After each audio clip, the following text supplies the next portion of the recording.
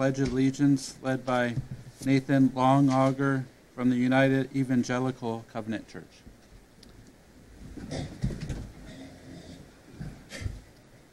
Loving God and Heavenly Father, we thank you for this evening. We thank you for the time that can be shared together in this room doing business for our community. And we ask for your hand of care and blessing upon all the conversation, on all of the decisions. I ask, Father, for your guidance and wisdom to be upon the leadership of our community. And we are so grateful again that we live in a nation and a land where we can gather in freedom and participate in this manner. And again, we look to you for your help and your wisdom to be upon all that is said and done here this evening. And again, we give you thanks for each one who is here. I pray this in the name of the Father, and of the Son, and of the Holy Spirit. Amen. I pledge allegiance to the flag of the United States of America and to the republic for which it stands, one nation, under God, indivisible, with liberty and justice for all. All right, roll call. Mayor Bostwick? Here. Commissioner Manilow? Here. Commissioner Phalen? Here. Commissioner Thompson? Here. Commissioner Viau? Here.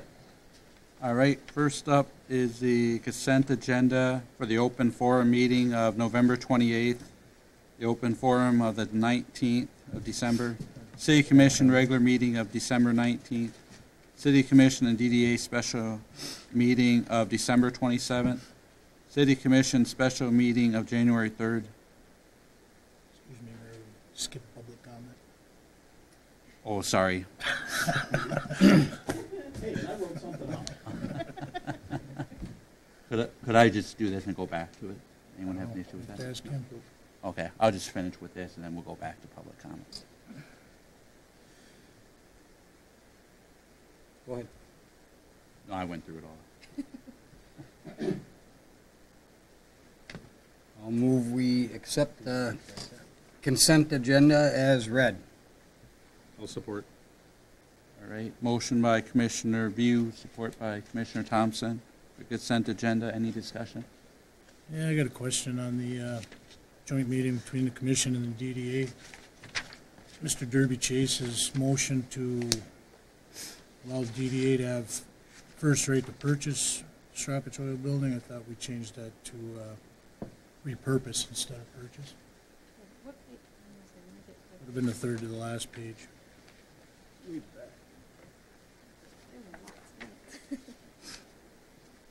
Because he said it one way and then we had to, we changed it,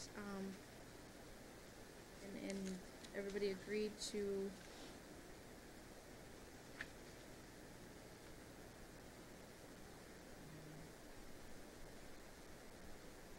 He still said it that, and then I believe then it was when it got to the city commission is when Commissioner Right. Thompson restated to say repurpose, so that would not have to buy it, you know, indicating that they wouldn't have to purchase it.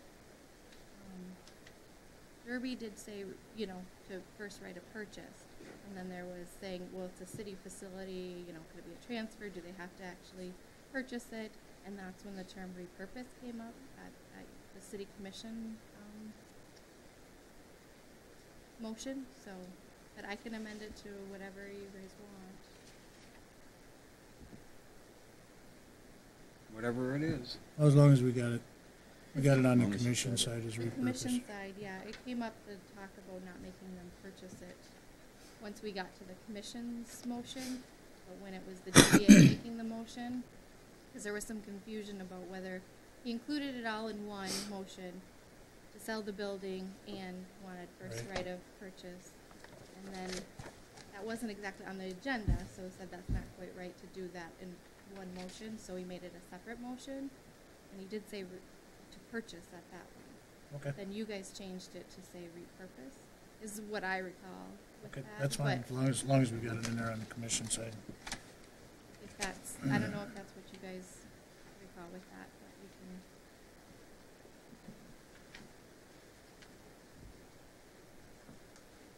Yeah, that should be all right, we got it under. But whatever you guys Because- want me to. Final decision on anything that's made through the DDA would have to come through this commission, correct? Correct. So So if you, yes. Our decision was to repurpose. Yeah, to repurpose. So that was, And to offer if the DDA wanted to repurpose Purpose it. that. And that way, at least the discussion that I recall was, you know, them saying, well, do they have to buy it? It's a city facility, or can we transfer it and repurpose it for their uses or whatnot? That's a whole decision and a whole nother agenda item. But the term repurpose came up at your guys' motion. It was purchase with the DDA's motion. I have to go back and look too at that, because it was a little confusing the way they made the first motion and then amended it. And then we called it at the city commission level the repurpose. But that's another agenda item that would have to come up before you guys to discuss that. So we were just agreeing to give the DDA first. Consideration. Right.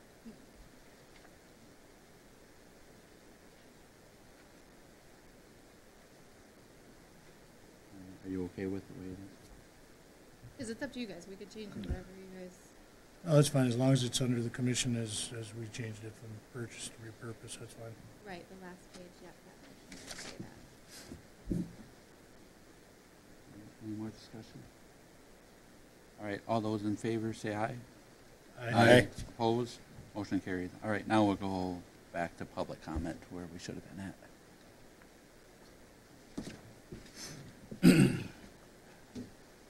My name is Orvis Velikut. I live at 34 Mapleview Drive.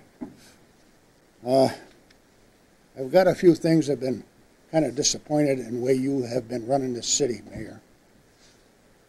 Yes, for one thing, a conflict of interest.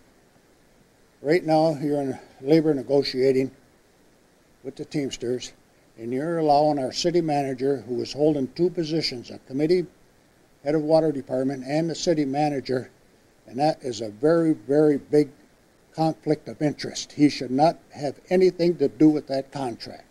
That is totally irresponsible by you allowing that to happen. He should be removed. And I want a written answer why you are not doing it in 10 days. Because we cannot talk, so I want a written answer from you. And the next thing, last spring, you fellows all had a big agenda here, a lot of things you wanted to get done, and you never once called a meeting to get them things done. Why? You're sitting there just like a puppet, not saying nothing. And the biggest thing I want to see you do is why you didn't have the manager combine the public works and the park and recreation department. That was supposed to have been done.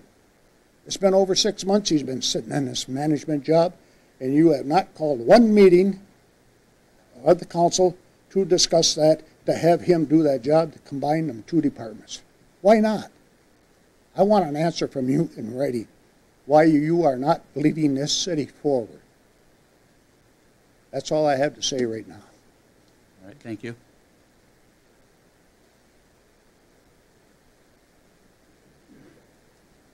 Yeah, go ahead.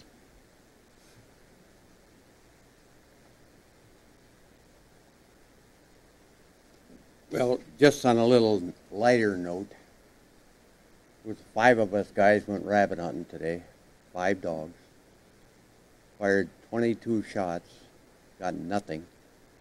I don't know if we're getting older or the rabbits are getting faster. Anyway, you don't give a shit about that. Yeah.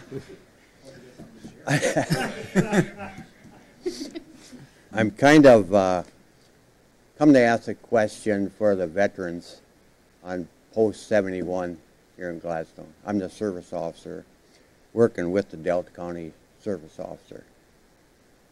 Here a month or so ago in the Escanaba Daily Press, you've seen an article in there where Hannahville is buying a van, okay, $14,000+. But me and the Delta County service officer, we need a place to store this.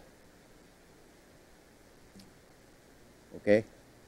Right back here, where the old fire hall, where I worked for 27 years, there's a 2-star garage down back there. Heated, everything, overhead doors. And this ain't going to transpire until maybe June, July when we do get the van. And we would like a place to potentially store that van. And then we can use that also as a pickup point to take the people, whomever, or we can use Post 71 for a pickup point too. But I thought we'd kind of get the ball rolling here a little bit and see what the hell's going on. Thought I'd bring it to you people and if this is all feasible. That garage back there, by the way, is empty. I mean, there's a bunch of boxes back there.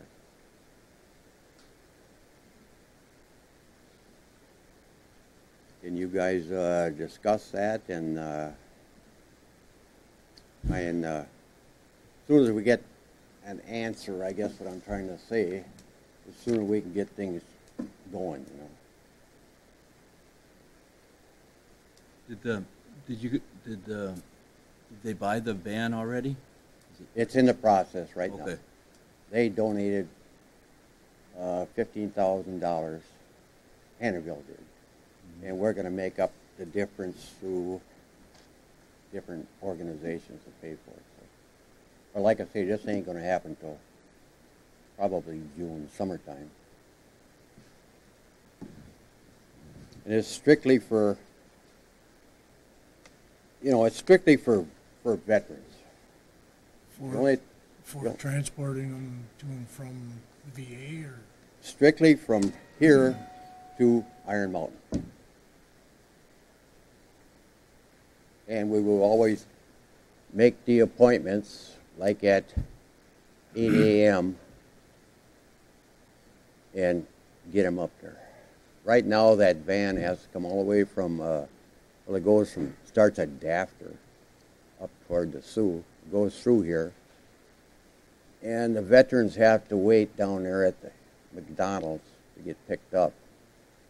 But, you know, and they might come from Cornell or down where I live, down there at the slum town, East End. You know, we have to get a better pickup point. And we need a place to store this van. And there's no, by the way, there's no, Hannibal will pick up all gas, all maintenance for this. So it's costing the city actually zero.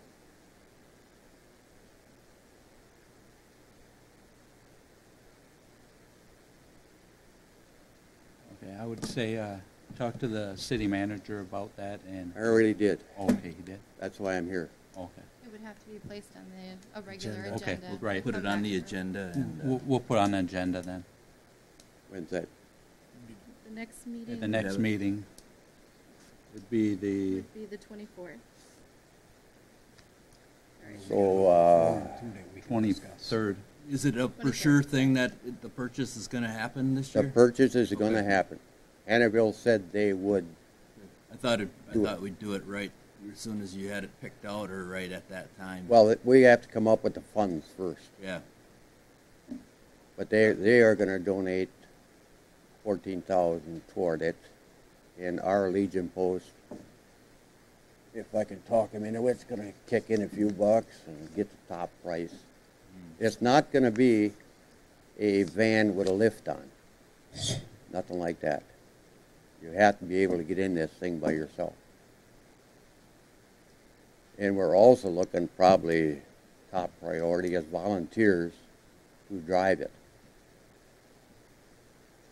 But it's a one day, you know, your people will be here, drive them to Iron Mountain, and it's probably going to take all day.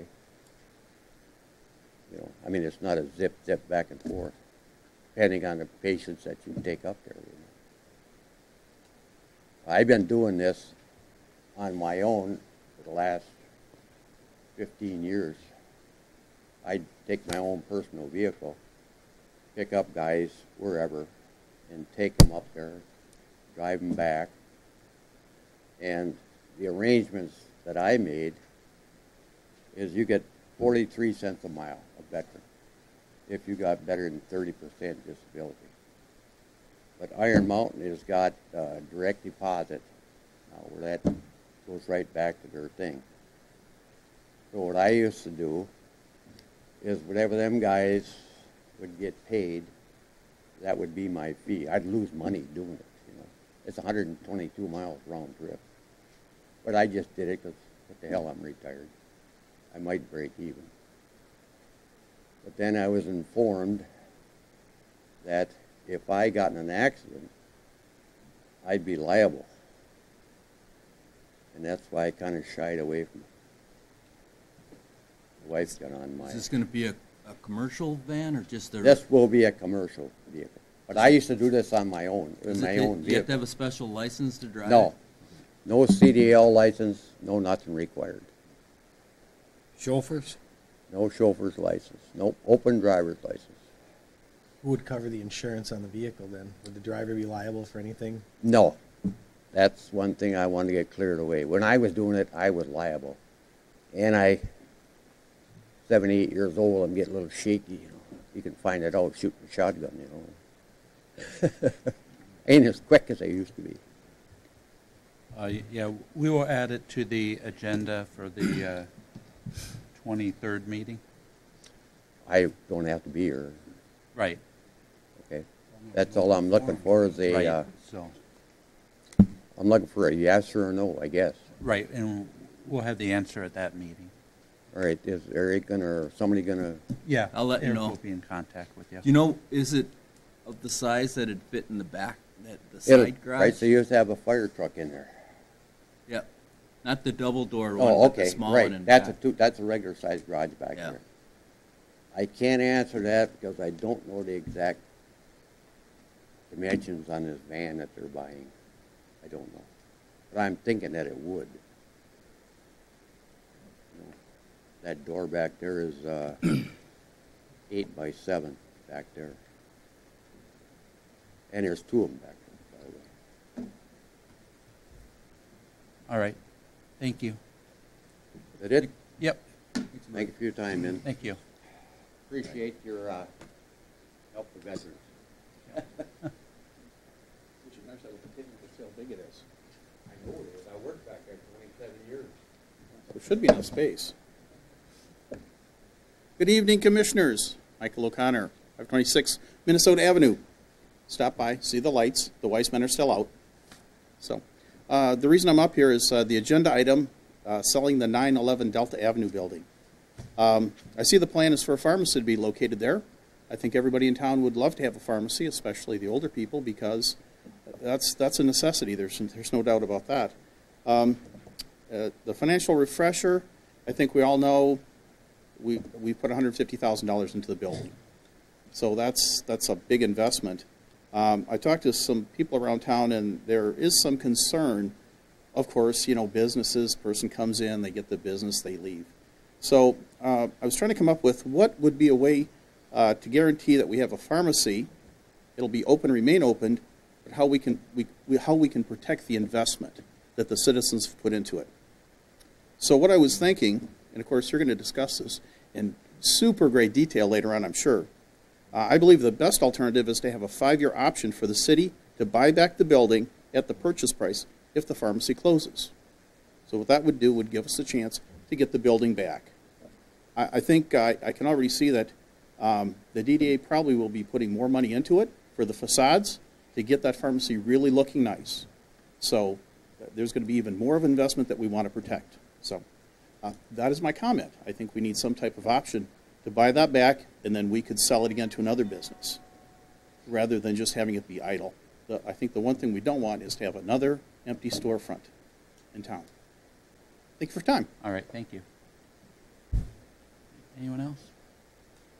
All right. Then moving on to, we have a public hearing.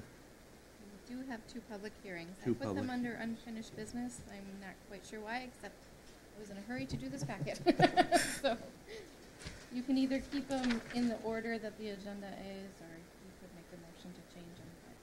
But it's fine if you just leave them. Yeah, I'll just leave them where they are then. Okay. Under unfinished business, Recreation Vehicle Ordinance Subcommittee proposed ordinance amendment. see the attached information that Renee Barron put together. I think the drawings, the two pictures in the back pretty much explain it. The prior, the existing ordinance, there people who are on the corner lot can't put anything on the side of their homes or their garages, and the changes that were recommended were to make the fronts of the building be the parts, the side of the house that is facing the avenue, and the street side would not be the front, so that would open it up so the people who would live on corner lots could store their stuff on their side lot as long as it's 5 feet away from the property line. Does that sound right? Yeah, and there were certain instances where we looked at, maybe the front of your house actually faces the avenue or the street over the avenue, and you can get a waiver or variance from the waiver. Okay, waiver. Waiver from the zoning administrator to use the street side as your front yard over the avenue side. That would have to be reviewed by them. Well, first off, I thought we were supposed to make a motion to either accept this or deny this. I mean, to get it on the table for discussion. So I'll move that we approve the ordinance that is being introduced tonight. There's not a name on it or anything, just amendment to the RV ordinance would be good enough for you? We'd have to set a public hearing for the change, Correct. right? There's a whole process. This would be moving, if you're in agreement with this proposal, then you'd make a motion to move it forward to the next meeting to hold a public Okay, hearing. well, that's what I'm trying to To do, start that is whole to move it forward so that we can get a second and discuss it. To try to follow a little bit the parliamentary procedure that I'm learning. So that's what I do. I move that we look at the approval of moving the amended RV ordinance forward. This amendment you approve. Right. Move forward with the public hearing. Is there a second? Support. All right, motion by Commissioner Viau, support by Commissioner Mantala to approve the amended RV ordinance and to move it to the public hearing. Any more discussion on it? This second paragraph where if your house is facing the street rather than the avenue, so if your house is facing the street and you get this zoning change that's your front yard, does that mean you can use the avenue side of your house to park the RV? That's what I understand it. Yes. That would classify that side. No parking when is ever designated the front, correct? Mm-hmm. So you wouldn't have the clean line down the avenue like you really As long want as to it's have. in your yard and it's 5 feet from the property line. It still would have to be in your yard. You couldn't have it on. But it can go all the way up to the sidewalk, right? What's this? There's setbacks on the sidewalk. Oh, 5 foot 5 setback. feet. Mhm. It would be 6.5 feet from the sidewalk. Where the property lines are. There's not many houses like that anyway. A few, but yeah.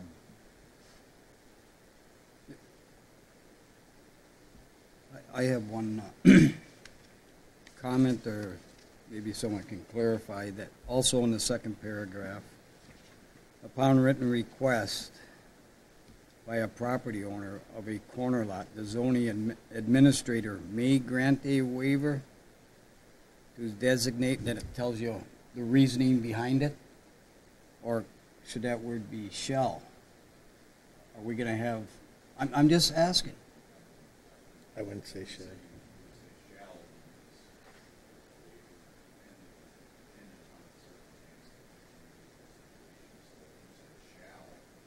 Yeah, but if you follow the situation that's worded here, why would there be a question of whether you can do it or not? You're still leaving it open that you know what I'm trying to say? Well, I don't want you to have it there, so we're not gonna let you, even though you follow this. But isn't it with waivers, when you ask for a waiver, doesn't everybody on the block get to weigh in on that? Like if you want to extend your porch a little further than. I'm just, You're because- thinking of like the variance process, which, Yeah, you know, for building codes or for anything, you know, with the codes and variances have a long history here in the city of Gladstone, especially with the zoning, but it's pretty tough to get a variance with the code because the first thing is it's not self-created. So anything with a recreational vehicle will be self-created. That's why we say don't use the word variance because you'll never get a variance. A waiver has the option where the zoning administrator can look at all of the code, you know, to see do you meet everything or you really just do not have anywhere else to be or are in that unique situation and could grant it. You know, if they find a situation where they could comply and they, you know, the property owner usually always says, but I can't, you know, I just can't make it. And if we find another option for them on their property, they may not like it or it may not be ideal. If we put shall in there, then she would have to, you know, just based on, he says he can't make it. But if she comes up with, you know, that you don't meet these criteria or we do find that option, she or he could say, no, we're not granting the waiver. yeah, but if you have all the criteria written, I mean, this isn't the criteria then? Well, that's the criteria, but I know when I worked in zoning, that was always the case, that they say, I absolutely have no way of meeting this, and I could come up with several ways they could meet it. They didn't want to meet it, so if you say, yeah. No, but it also gives options for the people that it's concrete. And the only reason I say it is, you sent me to training, and they said wording is important. One word changes the whole outlook of how you can enforce or do something. And I don't know if this opens it up. I mean, I don't care one way or the other because it's not going to affect me, but I think it's something that I thought I would at least bring up, that it could change the perspective on some people might qualify for it, and then you could say no, other people may not qualify for it by whatever, and you could say yes. I don't know. I just wanted to bring it out there and make you aware of it, that, you know, if you follow all the things that the new policy says, you should be able to feel comfortable that you fall within that rule and regulation of being able to do it.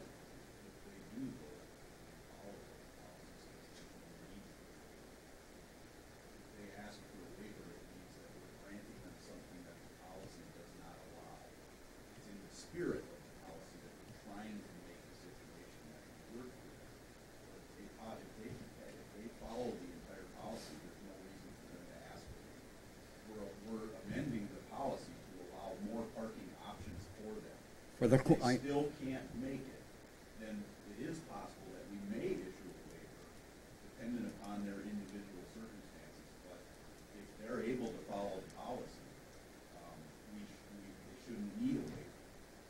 That's why I think if you put the word shall issue a waiver, that means they can't follow anything in the policy, and you are directing the zoning administrator to issue a waiver for them because they can't follow the policy. Well, I see what you're saying, but then there could be other wording in there if you can't follow the actual policy. Then you have this option that you can. Well, that's what it does say, though. It says, you know, it says you may. Okay, maybe I'm wrong. Maybe I'm reading it wrong. Well, it says the zoning administrator may grant a waiver May. to designate as the front yard a side yard of a lot, which under the provisions of this section would otherwise be deemed a sideline. Where the zoning administrator makes a finding that the configuration of the lot or the location of the buildings on the lot or the location of the buildings on adjacent lots supports that waiver, and that the waiver would better comply with the objectives and spirit of this code. I mean, if they're able to comply with the changes that we made, there shouldn't be an issue. But if they absolutely can't, I mean, if they don't have the physical configuration on their property to be able to do that, they could come and say, here's our proposal, and she could grant a waiver. But I think if you say the zoning administrator shall grant a waiver, then that would open it up for everybody to just do what they, do what they want, and they don't want to be able to follow the provisions of the code, and they just want to waive it. My understanding of it. Okay, well, we both got different understandings, but it doesn't matter. I just thought I'd make everybody aware of it, that it could cause some difficulty in the future, and we can address it then. The other question that I would have, and maybe nobody has the answer, the fiscal effect, how much does it cost for us when we do something like this in amending the ordinance and changing everything? What is the actual cost? It depends on the length of the ordinance, so that can vary. Well, I realize that, but I mean, just this small thing right here, now is it we expensive? We budget $1,500 every year to include any ordinance that has been amended by Municode. You see that on our website that we use to incorporate that into our code. And you'll see that when you go on there, supplements 1 and 2. The only ordinance that do not get included in that supplement is the, with the budget, that ordinance for the budget there. But any ordinance that we change like this would. I mean, ballpark, would it be $100? I don't, it's not just changing these little words. It's changing the whole set of the ordinances and moving everything around. Reprinting so that everything. It fits. So, we send it in and say, here, we've amended, these 5 or these 8 over the course of the year. We budget $1,500 for it, and they'll send back a price to me. And if it's over budget, obviously we don't do all of them. Or if it's in some years we haven't had, that many to do. So, we haven't had to come back and ask for more money, in a budget year. The reason we did that, to budget that for each year, is because when I came on board, they hadn't done that in 20-some years. So unless you were here and knew when they amended a code or an ordinance and knew where to go to look for that, you couldn't just easily find it in our ordinance. So this way now they're always kept up to date, or at least within a fiscal year. Well, up to I date. was only asking, Kim, and I appreciate the answer, is because... Sure. It's like I said, it's hard to say. It just depends on how much formatting, how much moving they Do we have around. what it cost us before? I just wanted to get some perspective on, doing something like this. Everything we do for the city costs money, so I wanted some idea on. And this seemed kind of minor, just a couple paragraphs, but still, I'm thinking $100, but maybe it's $500, maybe it's $1,000. I don't know. I would like to have a perspective when we make decisions like this. What else is it costing us, so that when we go in and do this stuff, we make sure we do it right. Well, and I agree completely. That's why when you look at changing ordinances, we're trying to get away from putting like exact fee amounts in there and adopting the fee schedule rather than the ordinance with the fee amount in it, because every time you change a fee, you have to amend the ordinance, which, there's costs to that, so it's easier to change the fee schedule.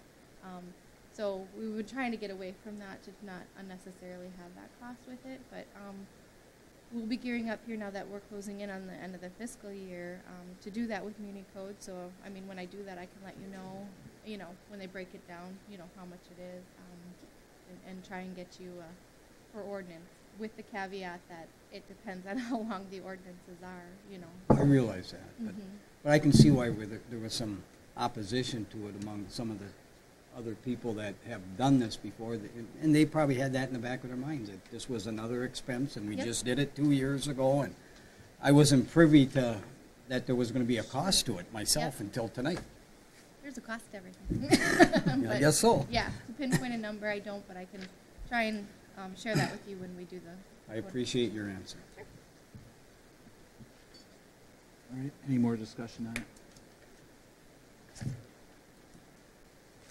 All right, all those in favor of amending the RV ordinance and having it go to the public hearing, say aye. Aye. Aye. Opposed? Motion carries. Do you want to set For it? the record, I was just going to specify that the next meeting would be the January 23rd public hearing. So we'll put that on there. Okay. We just said public hearing. Yep. All right, moving on to the public hearing for special assessment number 315 Dakota Avenue. Eric, did you want to say something about this? You have the numbers in front of you. There's a slight mistake because of the holidays. The letters weren't sent out to the property owners, so we have to... We have to conduct this public hearing Public because hearing. it was advertised in the paper. In the paper, but we... So you'll have to do the open and close of this. However, you will not be able to make the final decision on this because letters are required to go to the property owner. So the motion tonight would be to set another public hearing for the next meeting and kind of do it again, but with letters going out. Did that happen for both the special assessments? Yeah. There was an ad in the action paper for both of them, so that's why we do still have to go through the formality of holding a public hearing tonight, but it can't be finalized until the property owners have those letters and an opportunity. Okay. Well, I'll open the public hearing for special assessment number 315 Dakota Avenue to order.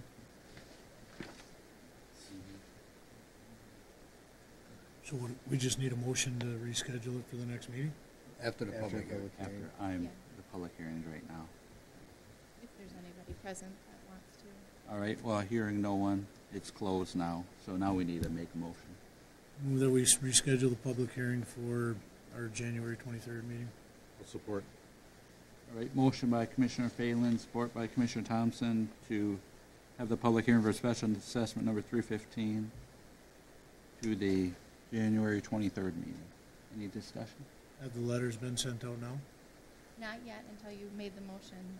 We can do it till that happens, but they will do them tomorrow or Wednesday. All right, all those in favor say aye. Aye. Opposed? Motion carries. All right, I guess the same for C. So I'll open the public hearing for special assessment number 316.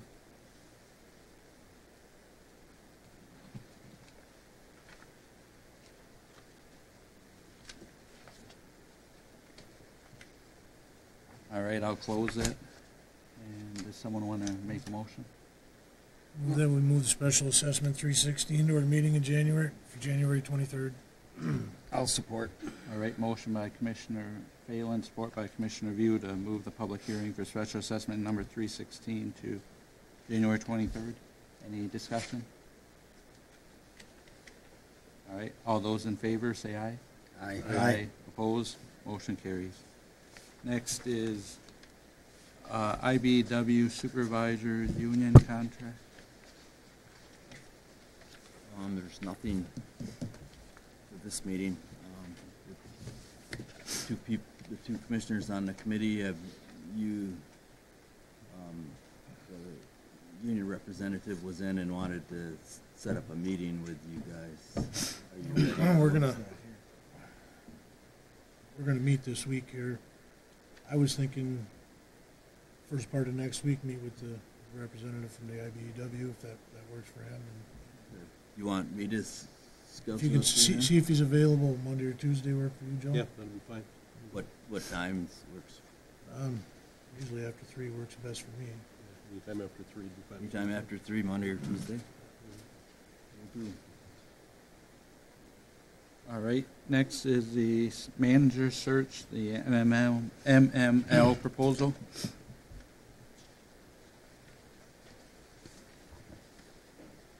MML has submitted a proposal as requested for the process of hiring the city manager. Included, this is a complete proposal that will take us through the entire process from start to finish. They have reviewed the City of Gladstone's position in regards to available staff to assist in the discussions that have taken place at commission meetings and feel this is the level of assistance we need at this time. The MML proposal is $19,000 to do everything. Short of, when I say everything, get it to you guys to make the final decisions and everything, but you guys can go through or read the actual steps. It gives the timeline, community meetings, different things like that. Funding for this could come from the general fund balance, as you know, this was not a budgeted item at this time, but City Commission contracted services through a budget amendment, it would be $19,000. At this time, if everything in the general fund comes in at budget, this amendment would increase the amount used from the fund balance this fiscal year to $306,946. So before you is a very detailed proposal. With a letter to you guys. I thought pretty detailed, explaining exactly what they do, when they do it, the timeline. Looking at a 16-week timeline. Get you to closing out activities or hire. Information on their facilitators. Information on the number of communities that is their client base. The league provides a fixed price of this $19,000 for the executive search service, which includes both professional fees and projected expenses regarding advertising, travel, etc. This ensures you know exactly what you will spend to complete this critical process. This quoted price is guaranteed for the 90 days from the date of the proposal, and invoices shall be submitted in 2 installments at the halfway point and upon completion. It does talk in there, I'm trying to find a page, they did discuss how you had wanted to have kind of that, I don't know what to call it other than a training or what we talked about with them. And they felt that was a good idea, that, you know, you guys need to be on the same page as far as roles and responsibilities. But that felt that should be done first before you start this process. And that would be included, and they would be getting in contact to set that up right away. That would be included in this proposal? Right, it's actually, that would be included with our membership. So that would be outside of, you know, this is, they kind of wanted to do it in 2 things, felt that, yep, from that initial, I went over the Lordstone proposal with them and said, yep, but that would be what is covered in your membership. They would send somebody here. So a lot of things in that Lordstone proposal are covered under with the our membership.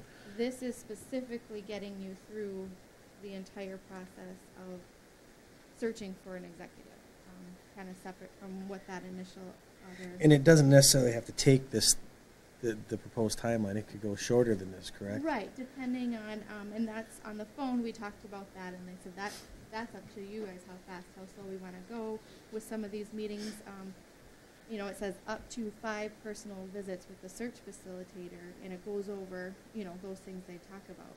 Maybe you only need 3 of those, or, you know, so, but wanted to give you the full package to look at what could be up to go as fast or slow as you guys are comfortable with, you know, at that, but keep it moving, so you. I went online. Is this proposal the same one they have online? It's like a canned one. It's basically, most of it looks like everything you could print right off a line.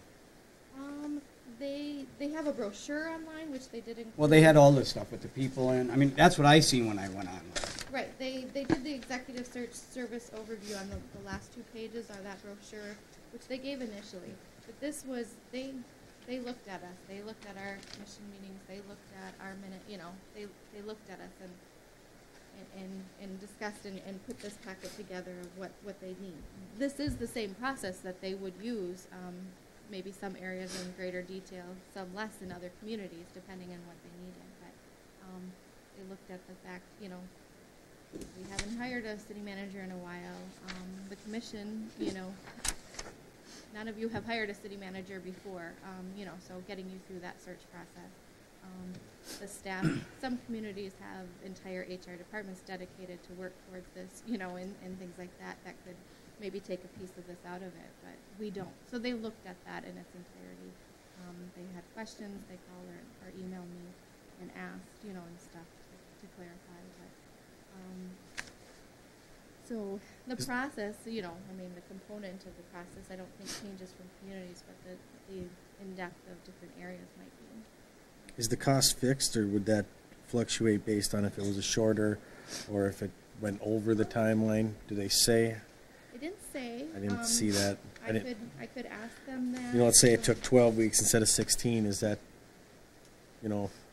Right. Or if you only have, it says that this is a fixed price for $19,000. I could ask them, you know, if they don't come here 5 times. That's what I'm thinking. Yeah, they included travel, but they only make 3 trips. Right. So I could ask them that, and I think, and that may be why they bill you at the halfway point and the finish one, because at halfway they'd know, you know, how many trips. How far along? But it could take longer too. That's what I'm saying. So, you know. You can pay by the hour, you can pay by the job. In their service overview, it says 17 the league offers to not exceed pricing that will range from 17 to 20,000, depending on membership status and travel costs. What page is that on, Eric? It's on That's on that brochure. the on the last very end. page. Oh, that's like, I didn't. The brochure. I mean,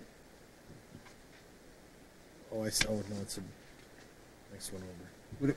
Would it be out of line if I asked the commissioners that sat in on the meeting with Lordstone to give what we talked about and what their perspective is on what Lordstone wanted to hammer home with having our house in order and everyone on the same page, if they wouldn't mind. And I know one commissioner wasn't on the commission back then, so, but I think it'd be interesting if they would so explain, including Eric, who was in on it. So I would just, I would just like to see what type of support they have for a local guy and what he's already done with us in the meeting. I've talked to him today, and he thought that would be good. Do we even have a final price on him doing what MML is offering to do right now? Do we have a comparison? They want $10,000 just to come out here to do a role designation or a clarification seminar. And from what I understand, from what Kim That's just said, that's over half of included. what we're at right now. And that would That's be why I'm wondering included. how much more is it going to cost us to get them to go into depth like MML's going to. Well, I thought first we would see what our perspective is on what he talked to us about. Right, but right now, this is just on MML's thing, so Mhm. we have to decide. Well, if we I wanna don't. go- I don't think we have to Well, I mean, decide if on we, whether we not, want to go. not No, on I'd here, like but I one mean, more if we time to want to look at go, this. if we want to have like a price comparison between the two. I would like We to. could I mean, check. I'm wholeheartedly, I'm in favor of having Lordstone do it if they can come in. Lordstone do it if they can come in. You know, they've been more than willing to help us so far, and they've done a lot of this pro bono. And he's a local guy.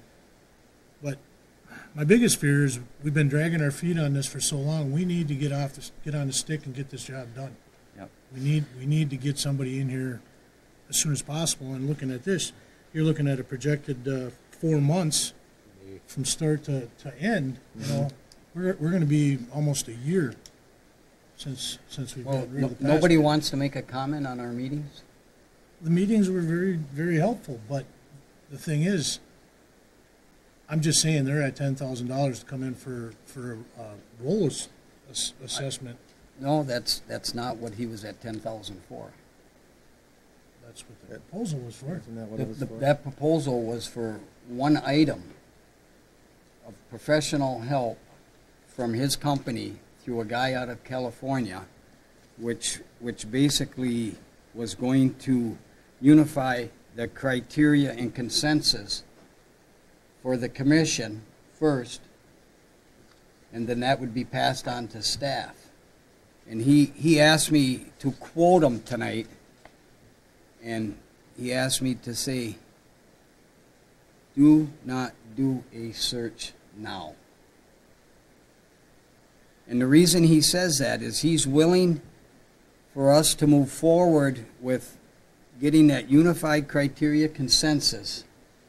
And he's looked at the meetings too. He knows exactly what's going on, and he's a local guy. He said he's doing this as a citizen.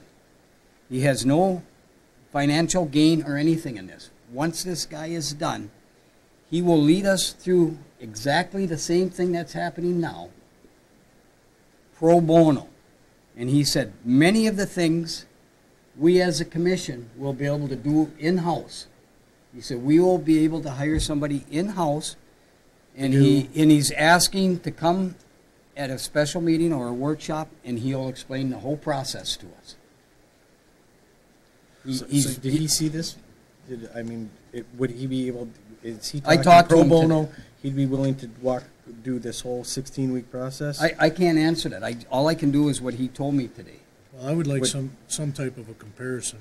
Well, that's what I'm saying. Give Yeah, the local sure. guy a chance. Yeah. No, and I don't have a problem with that, but I'm No. just saying I don't want this to drag on for another month and a half, 2 months before we make a I decision. got 6 on which months way we're- invested into this. Yeah, I know. We all do. I got a That's what I'm stack of saying. paper like this. We've got a lot going on. For some reason, it keeps getting, I don't know, it keeps getting turned back because of different things. And I thought tonight I asked if I could have the stuff I sent out to all the commissioners in our packet. I didn't see that. Or did I, remember I said from what I typed up? The In the actual, previous meeting? That was included before, I thought, a minute, but I just put the MML one in there. well, no, because there was another comparison, because the minute I talked to the mayor and it looked like we weren't going to use Lordstone, I went to another city and got what they've already paid lots of money for and had, and I retyped everything to reflect the Gladstone town. That was the information in the email at the time, and I think the mayor had said that at this moment, we were asked to go get MML's proposal, so it's up to you guys now if you want to table this to the next meeting with both of those side by side, whether it's Steve's proposal, Lordstone's, whatever, we can do that. Well, it ain't my proposal. What I'd like to do is have a special meeting and have Mr. Jeff Ketchum of Lordstone come in and personally talk to us prior to the next meeting if possible. I think it's real important to hear from him, and then we all are on the same page of what he's saying, and it's not being interpreted through me. I think we're all on the same page as far as what we know we need to hire for a city manager. I don't. And the duties of that city manager. I agree with Kim, and from my perspective, I've never hired a city manager. I've hired other people, managers, and things like that, but not someone to operate in that, in that capacity. I like the way they outline this in the MML proposal. We can see exactly what they're doing. They're willing to come in and give us a training as part of our membership before they even start on this, which we could get together and consensus build, and they would help us formulate the ad. We're talking about placing ads, the type of criteria, the person we're looking for. So I like those things, but I'm not against taking this proposal to Lordstone and asking, you keep saying pro bono, is that what he's speaking about doing? Placing ads, creating profiles, recruitment strategies. I know, but then I'll move that we set a meeting date before the next meeting, if we can, all come to a consensus, to have him come in and speak to our commission on what he's willing to do and how to steer us in the same direction as MML, especially since he's a local person. And he is accredited with, they're a certified mark award of the Association of Executive Search Consultants, which is recognized by the U.S. government and the European Commission as the representative body for executive search industry. He's very highly renowned worldwide. Right in our backyard. Is there a second to his? I'll support it. I don't have a problem with coming in here and talking to the man, but I still want a comparison. I don't want him to say he's going to do this. Well, that's what we can bring up to him. I agree with you. To us, that we compare it to this. All right, is there a date that you want to? Let's pick a date so I can throw it in the Well, motion. it has to, as soon as it could be, it'd be next Monday, right, Kim? Right, unless you set a special meeting. Well, why couldn't we just have Oh, you mean the 16th? If you're talking special meeting, that would be That would be your only. that'd be the only time to do it, Or the 23rd is the regular meeting. or at the regular meeting. You want to do it at the regular meeting, and then you'll have time to. Sure, I don't have a problem with that. I mean, It just prolongs it another 14 days, which I know we're all anxious and the citizens are anxious. I guess that's what I'm looking at. I mean, does anybody have a problem with having a special meeting next Monday? I would like to make a decision on this next Monday, the next meeting, one way or another, and decide which way we're going to go. I mean, we can't keep pushing this off and pushing I it agree. off. I just want to let him have enough time and comply with what we need to do. All right, well, okay, so you have a, Monday the what, 16th, is that? That's a holiday, It's been a holiday. Martin Luther King Day. The city doesn't have to. Oh, okay. It's a holiday in your business. Well, I go to work too, but I didn't know. Well, we can still have a meeting on the 16th, right? Yeah. Could he have a proposal to me to get your packets out to you Wednesday, Thursday, latest? I don't even know what Otherwise, I wouldn't have Right. it put in your packet. projectively, all I can do is call him tomorrow and tell him what we decided to do and see if he's willing to do it. If not, we'll have to cancel the meeting. You know, and then we'll go with whatever we have to go with. I mean, because he's pretty busy. He's all around the country. So I'm hoping that this will work within his schedule, and I'll put Monday the 16th at 5 o'clock. 5 o'clock, guys? That works for me. That works for me. Yeah. Jay? Yeah. All right, a motion, and we got a support, so all those in, any more discussion on it? All those in favor say aye. Aye. Opposed? Motion carries. All Can I right, ask one question? sure. That training on this training session on roles and responsibilities that wasn't included in this proposal, but MML's willing to do with our membership, is that they're gonna be contacting me about that? Are you interested, or just wait on that? There's no cost to that, right? No. Wouldn't hurt to do it. Wouldn't hurt to do it. No, we'd be Right, interested and in doing it. If you did go with MML, they wanna do that Yeah, but first. is that the same training we've already had when we first signed on as Your commissioners? elected officials, I told them that, I said they don't want that, but they looked at, you know, We'd be what you looking were something talking about. specific to this task. Right, so I don't have his Well, I don't material think in it's to front of the me, task. but- I don't City think- manager search? No, I don't think it has anything to do with that. Well, he's asking if it's I think it's, other training, and I'm asking if it would be more focused on what we're doing here. Council has also inquired about a training session on roles and responsibilities of the council and the manager. Northern Field Consultant will be contacting you to set this up. There would be no charge for this training session as it is a benefit of your league membership. So they would like to do that first before going into the, search thing with you guys, but I can tell them we're waiting. I mean, it's just a couple of weeks. but yeah, I would say hold off on it. Let's decide which way we want to go here. and then I think decide that's the same training session we had when we were elected. I told them that, and they said no, they could talk. That's why she had to revise the proposal and plan, whether they included it or not. And I sent her the information. It's, And they looked it's taken so long that when I was reading the Constitution, I mean, our charter, I thought maybe we better go to the hometown government where we elect a mayor that runs the city. Oh, yeah. I mentioned to people, it's an option. I told them you wanted it, specific to, City of Gladstone, not just the canned, training, whatever. So I haven't talked directly with him, but 3 people I've been talking with, and I'm really, it would be different. Okay, then I'll just tell them we're holding on that training. All right, moving on to new business, a DDA building purchase agreement.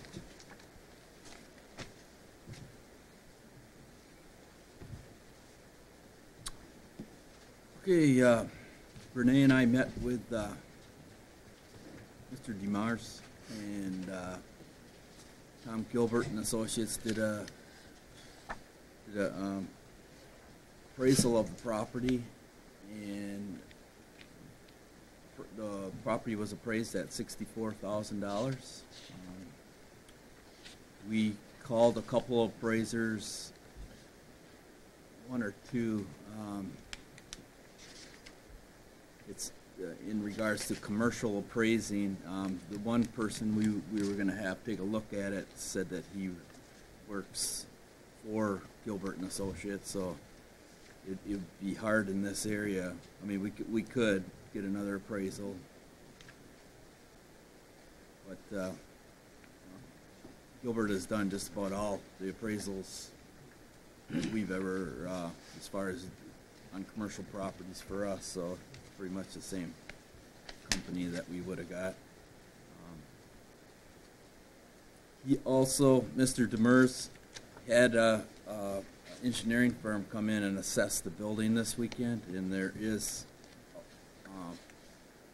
this was after the fact that he had offered the $60,000, and they said that there are some real structural concerns with the back portion of the building, including the walls and the roof, but he will still keep his offer of $60,000 on the building. He's estimating, he estimates he's going to have to put at least $50,000 into the building, but with the way the back portion is, he'll have to put more than that in, I'm assuming. Did he say exactly what was wrong with the structure in the back of the building? No. And it said it was, the walls were structurally Bad entryway, it's pretty unstable. bad, yeah. And he's gonna have to really, with pharmacy, he's gonna have to have security, because his pharmacy's gonna be in the back, especially now, with the way things are, so he's gonna have to really beef up that back end. But he's planning on, he said the back part of the building, the roofing on the back part, exterior work on all four sides, increasing security, gonna tear out the flooring, create an indoor sales area as well as the pharmacy portion, and fix up the basement for records retention and for the employee break room down there. Obviously, the building's safe to occupy at this point, right? Yep. Well, no, it just, It was it's so being funny. used already as a city building. I Yeah. didn't know if, it had been checked out and. Yeah, if you now go they're into coming the back. back portion, you can see light. You can see the light out of the cracks and stuff out of the back portion. What's there seems to be at the last meeting there was at the DDA meeting that in the packet there was information that said the city assessor had placed a fair market value of 90,000 on that. What was that based on? That was based on the buildings around, because I asked that of our assessor, and sometimes the buildings get it's hard when you have a vacant building or a building that you sell the business with it. You have your business Right. and your clientele, and It's only the business. Some of the buildings that she knew that are comparable, when they purchased the building, they did not separate out the inventory or the property. So there was no- They put it all together, and instead of separating those two out, they combined them. So the personal property and the real property were all combined into the sales, and that's the only thing you had to go on. Yeah, but the appraised price has to be the value of the real property. You can't have your inventory as part of your. You can go have a sales agreement saying I'll sell you everything for No, X amount. well, no, I realize that, but then the property tax that you pay, the millage, would not go on your inventory. No. she works on how the sale price. The sale price included that all in one together. Because how is Vicky supposed to know by a sale agreement that part of that purchase price included? Yeah, but I bought property like that all the time, and I mark it down when I come into the assessor. I tell her that, this is what I paid for the property. Here's the breakdown for the inventory. So they're paying a lot higher tax. Okay, Yeah. Yeah, so somebody, no, that's Didn't do it. horrible. that's, Why would we not ask the appraised value of it? And cut our losses there, because you're still talking over $90,000. So what are you talking 64,000 or are we talking? Yep, I am. I mean, he's offering 60. I know that it's been like one of the commissioners said, a money pit. Yeah. How do we justify losing 90,000 and not even getting the appraised value of it? I'm just throwing it out there for the discussion. When Renee contacted another appraiser that does commercial property who now works for Silver, he had said that any improvements that you do to a building, you should expect to get about half of that back when you sell the building, if you stay in that building for 5 years.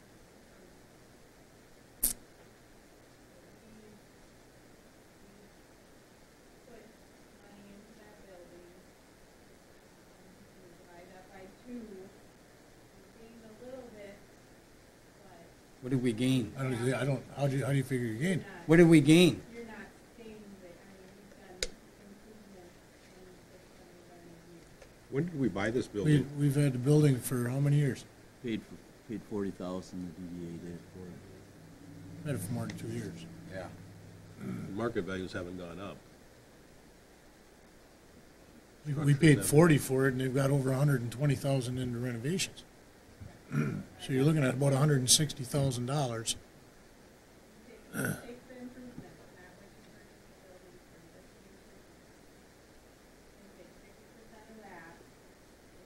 60. 60. Some of the improvements that were put into the building are he's gonna have to change them, are useless to him, like the floor was one.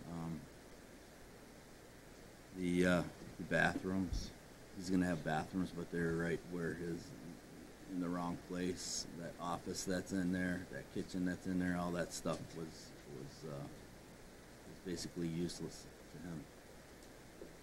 I really feel in my heart that it was a money pit.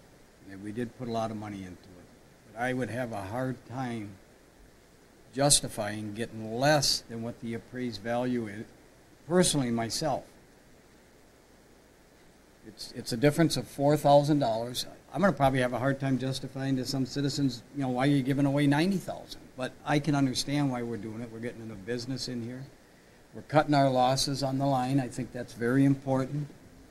The guy's willing to fix it up. I don't think maybe $4,000 will break the deal. I don't know. I know there's one person on the DDA doesn't even want to sell it. And I kind of like what the comment also that to protect ourselves from coming in, and not to say that it's going to fail, but something happens 2 years down the road, that we have some type of, I can't remember everything. That would definitely be in the agreement. See, I thought of, here's what I came up with, not the same as that gentleman that talked at the mic today. I came up with, God, let's figure out, we're going to lose about $90,000, correct? I mean, somewhere in that area. So each year he stays in there, we'll have a $50,000 lien on there. Each year he stays in there, $10,000 is waived. If he's there for 5 years, just this, and it's not as good as what the citizen talked about, but it was some type of safety insurance that if he moves out in 2 years, $30,000 is given back to the city. If he moves out in 3 years, we have $20,000. If he stays there from 5 years, it's kind of like the facade grant. It's completely waived. I just wanted some type of insurance that he doesn't come in and something happen or some catastrophe happens and it's gone in 16 months. I don't know that you can get any insurance like that, even if we did ask him to buy it back at the purchase price, and if he's going to invest another $50,000 to $60,000 in there, he's not going to agree to that. And putting a lien on there for $50,000, you can do he's taking a gamble as it is. I guess the way we got to look at it is, we want to cut our losses right now because we know that it's going to cost us more money. Him coming in here, he's going to provide a valuable service to the city of Gladstone and to the people of Gladstone. He's going to create some jobs. Or do we keep it and keep running it the way it's running right now? I don't think we can put all these stipulations on him, man, because he's taking a gamble as it is already, too. He knows that. I mean, he basically told us that when he met with us. Well, that's where I disagree. One thing is if it does fail, it's still on the tax roll. You're going to generate some taxes off. So it's not, it's going to take you a long time to recoup that $90,000, but are we willing to put another $60,000, $70,000 into it? Or do we let this guy take it and do what he can do with it? And do we want it back? And do you really want it back? Well, some people do. I mean, we got a lot. All I'm saying is, okay, we're not the expertise in this. We're not. I mean, I have a completely different idea on trying to protect the citizens' money in a way that I think he would probably feel very successful in opening that business up, for buying that for the appraised value, and having a 5-year requirement that would be alleviated at $10,000 a year, and I would feel safer telling the citizens this is what we did instead of just rating off the whole 90. I agree with you. And you can rate up any policy and any agreement you want in any type of thing. That would be ideal, Steve, but there's no way you would enter into an agreement like that, and there's no way I would or anybody at this table would. No. You would be foolish to enter into an agreement like that. Because we're not sharing the risk. He's we're taking making all him the risk. carry all the risk, all of it. We've already taken the risk and we lost it. We've already time to lost. cut our That's what I'm losses. saying. We've got to decide if we want to cut our losses now or continue to dump money into that. I don't think he would ever go for that. I don't know. I'm just looking out for the city. That's the way Renee and I sort of approached it and looked at it. The other thing is if the numbers that he's projecting for what he wants to do, I mean, he's got a viable business in Newberry, and the guy really seems to know what he's talking about, and he's really putting a lot of work into his research and his. But He's got a few things going for him, but I do agree there is a risk with bringing a pharmacy in here. Yeah. In Newberry, he doesn't have the competition that he's going to have here in Gladstone. Yeah. Right down the road, you've got all the chain pharmacies. I wish him the best of luck, and I hope he does do well. But, you know, Newberry's a different story. You're talking about he's competing with one other pharmacy up there, and the nearest pharmacy after that is 30, 40 miles away. see, That's the difference here. and I had a citizen come in today too, and we talked about it, and he brought up that the new Meyer store is going to have a pharmacy. Well, It's probably going to close a couple of pharmacies in Escanaba. I mean, there's all these different options. I'm hoping it becomes successful too. I just looking out for minimize the losses for the city as much as possible. You know, the guy, he had some good points. He's going to offer delivery. He says he can be very competitive price-wise. That's what's going to make or break him right there. If he cannot be competitive price-wise, he will not survive, period. If he cannot stay competitive with these big box stores like we have in Escanaba, he will never survive here in Gladstone. And I'm sure he knows that coming into this. And the convenience of not having to go to Escanaba for everything. Right, exactly. And then we have the new OSF building coming in here. We've already got chiropractors and dentists and everybody in town. Are you going to have a pharmacy there? They're going to have a vending machine type pharmacy there. It's not going to. You're not going to be able to get everything you can. Well, that's what they told me. I asked. It's going to be. They're going to have the basic prescriptions there that you can go and put your prescription from the doctor in, and that's what it's going to give you. It's not going to have everything you need there. Eric, what were some of the things you had mentioned? Something about a little bit of safety or something built in for that you and Renee had talked about for the city and touched on that. What was that? It's a growing concern in the United States with the prescription drugs and people breaking into it. And there's been several pharmacies. Well, there's one in Escanaba and ours, Gladstone. When Jake was here, that was broken into. So he doesn't want to have a backdoor entrance at all. I mean, he'll have a back door, but it'll be a secured back door that only gets used because for fire code. They have to lock the drugs up in a certain way, so they have to have pretty much like a safe, I guess, that everything gets locked into. He's going to put have lighting all around the building, a special kind of lighting that. I have given him Brett Nevey, the WPPI persons,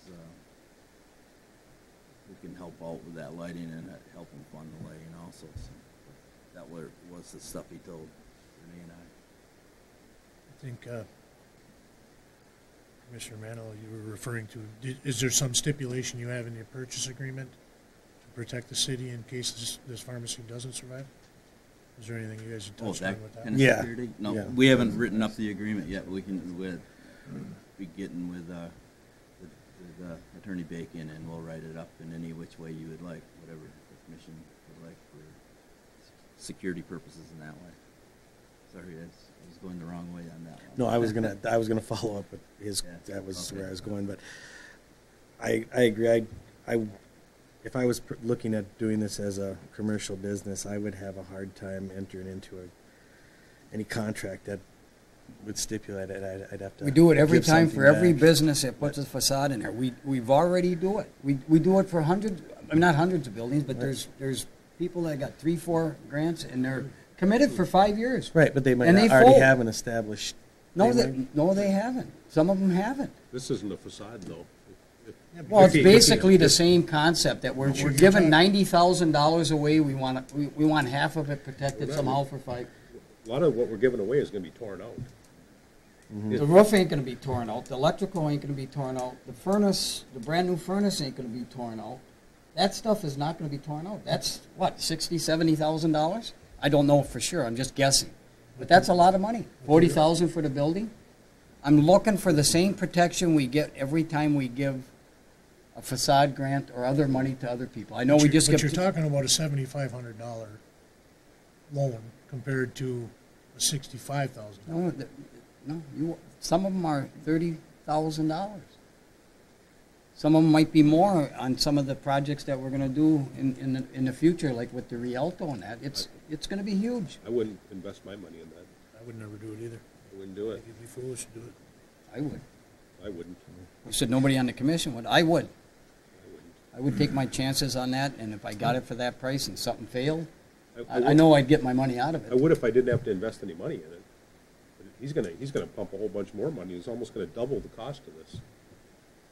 So if after I don't know what he's going to do. after- I know what he has to do. I don't know how he's going to get the money or how things are. Maybe he'll get more money from the city, from the taxpayers. I don't know. There's stuff out there. I'm just saying.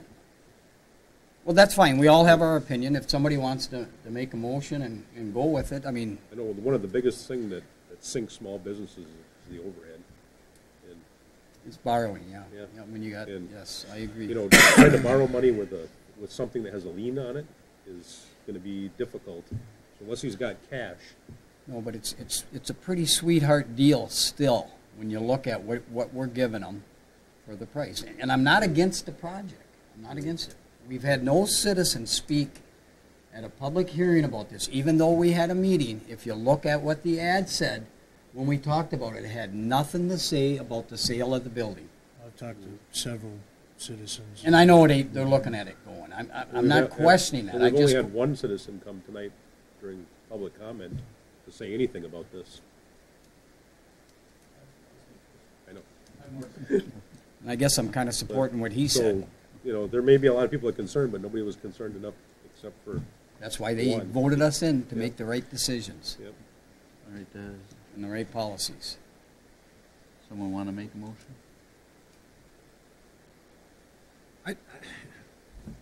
I have a problem with losing that much money too. I mean, it just seems really odd to me that from the past meeting, we were talking $90,000 value on this. Yeah, that's, I guess, the thing that- $60,000 value now.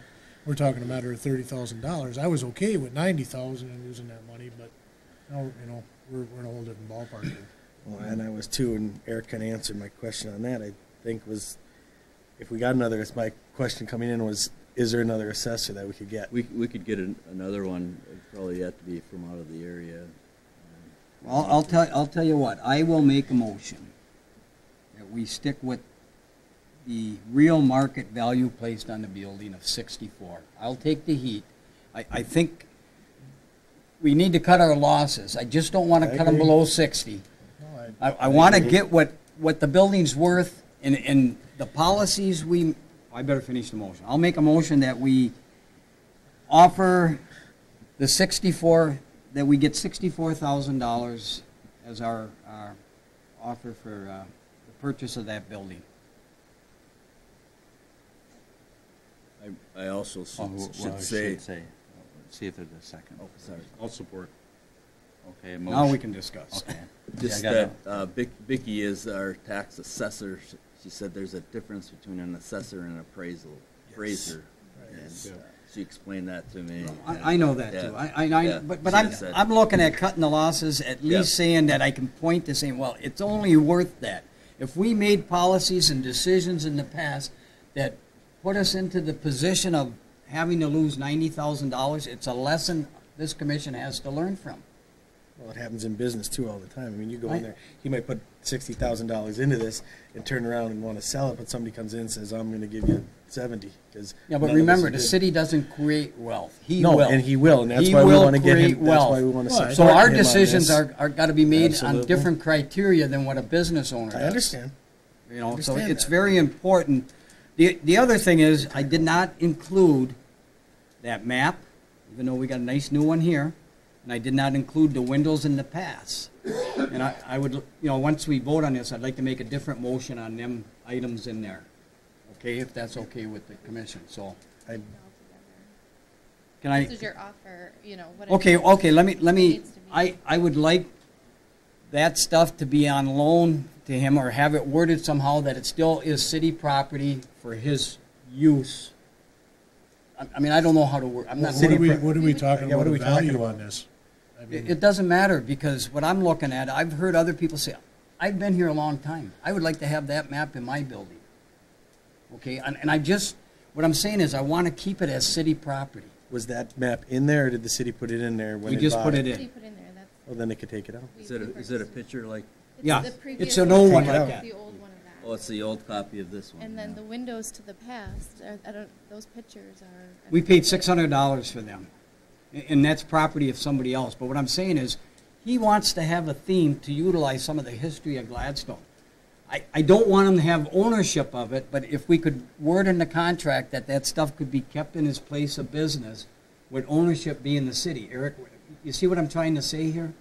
Yeah. I'd like to add that part in it because he definitely wants the old-time pharmacy, and he really likes what the DDA has done to preserve some of the nice history from our heritage.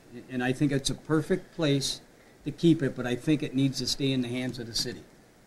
That's fine. That's all. And it even says in here, it doesn't say, it says housed at the DDA building. Yeah. So, Well, I want to make sure yeah. we get that Yep. clear in the contract, we don't have any problem with it being there, except that it's not owned by him. Yeah, we haven't talked to Ann yet. Ann was adamant about if we did sell that, we have to take that stuff back. But he sounds like he wants to work with her with And buy expand- some more even, yeah. and do some more, and I know she would be excited about that. She loves doing that sort of stuff. Okay. Can you read my motion to see if I got it right? Or if we, no, I want to make sure it's, Maybe to restate that whole stuff. no, just clarify it. To, an offer of 64,000 as based on the appraisal, and that the city map and the windows to the past, be retained possession by the city of Gladstone. We're willing to be loaned out For his business. for his business. Yeah. Correct? At, yeah, Is- at the For- pleasure, at the For his pleasure of the display. city. Yeah. That way there's no, we can take it back whenever we want. Commissioner Thompson, do you agree to that? Yes. amendment?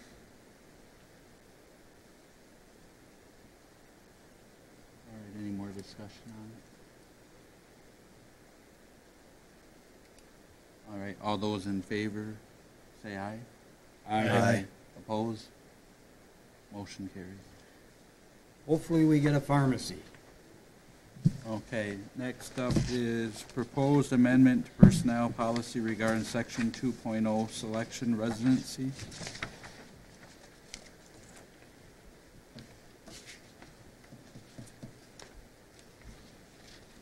I don't know if Commissioner Thompson, you want to spearhead this one? What I'm attempting to do here is amend this policy so that when somebody applies for a job with the city of Gladstone, that preference to hiring goes to Gladstone residents first. So if you live in Gladstone and you're qualified for the job, you get first shot at it. Not most qualified, just qualified.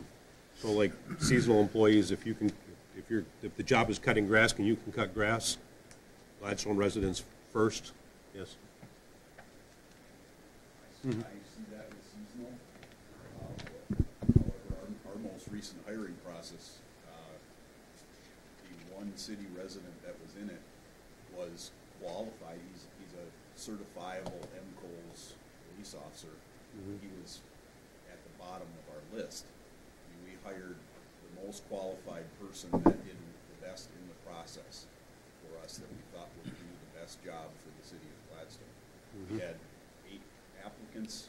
1 was a city resident, 7 were not. And one's a Gladstone resident, but he's not a corporate limits Gladstone resident. He lives just outside.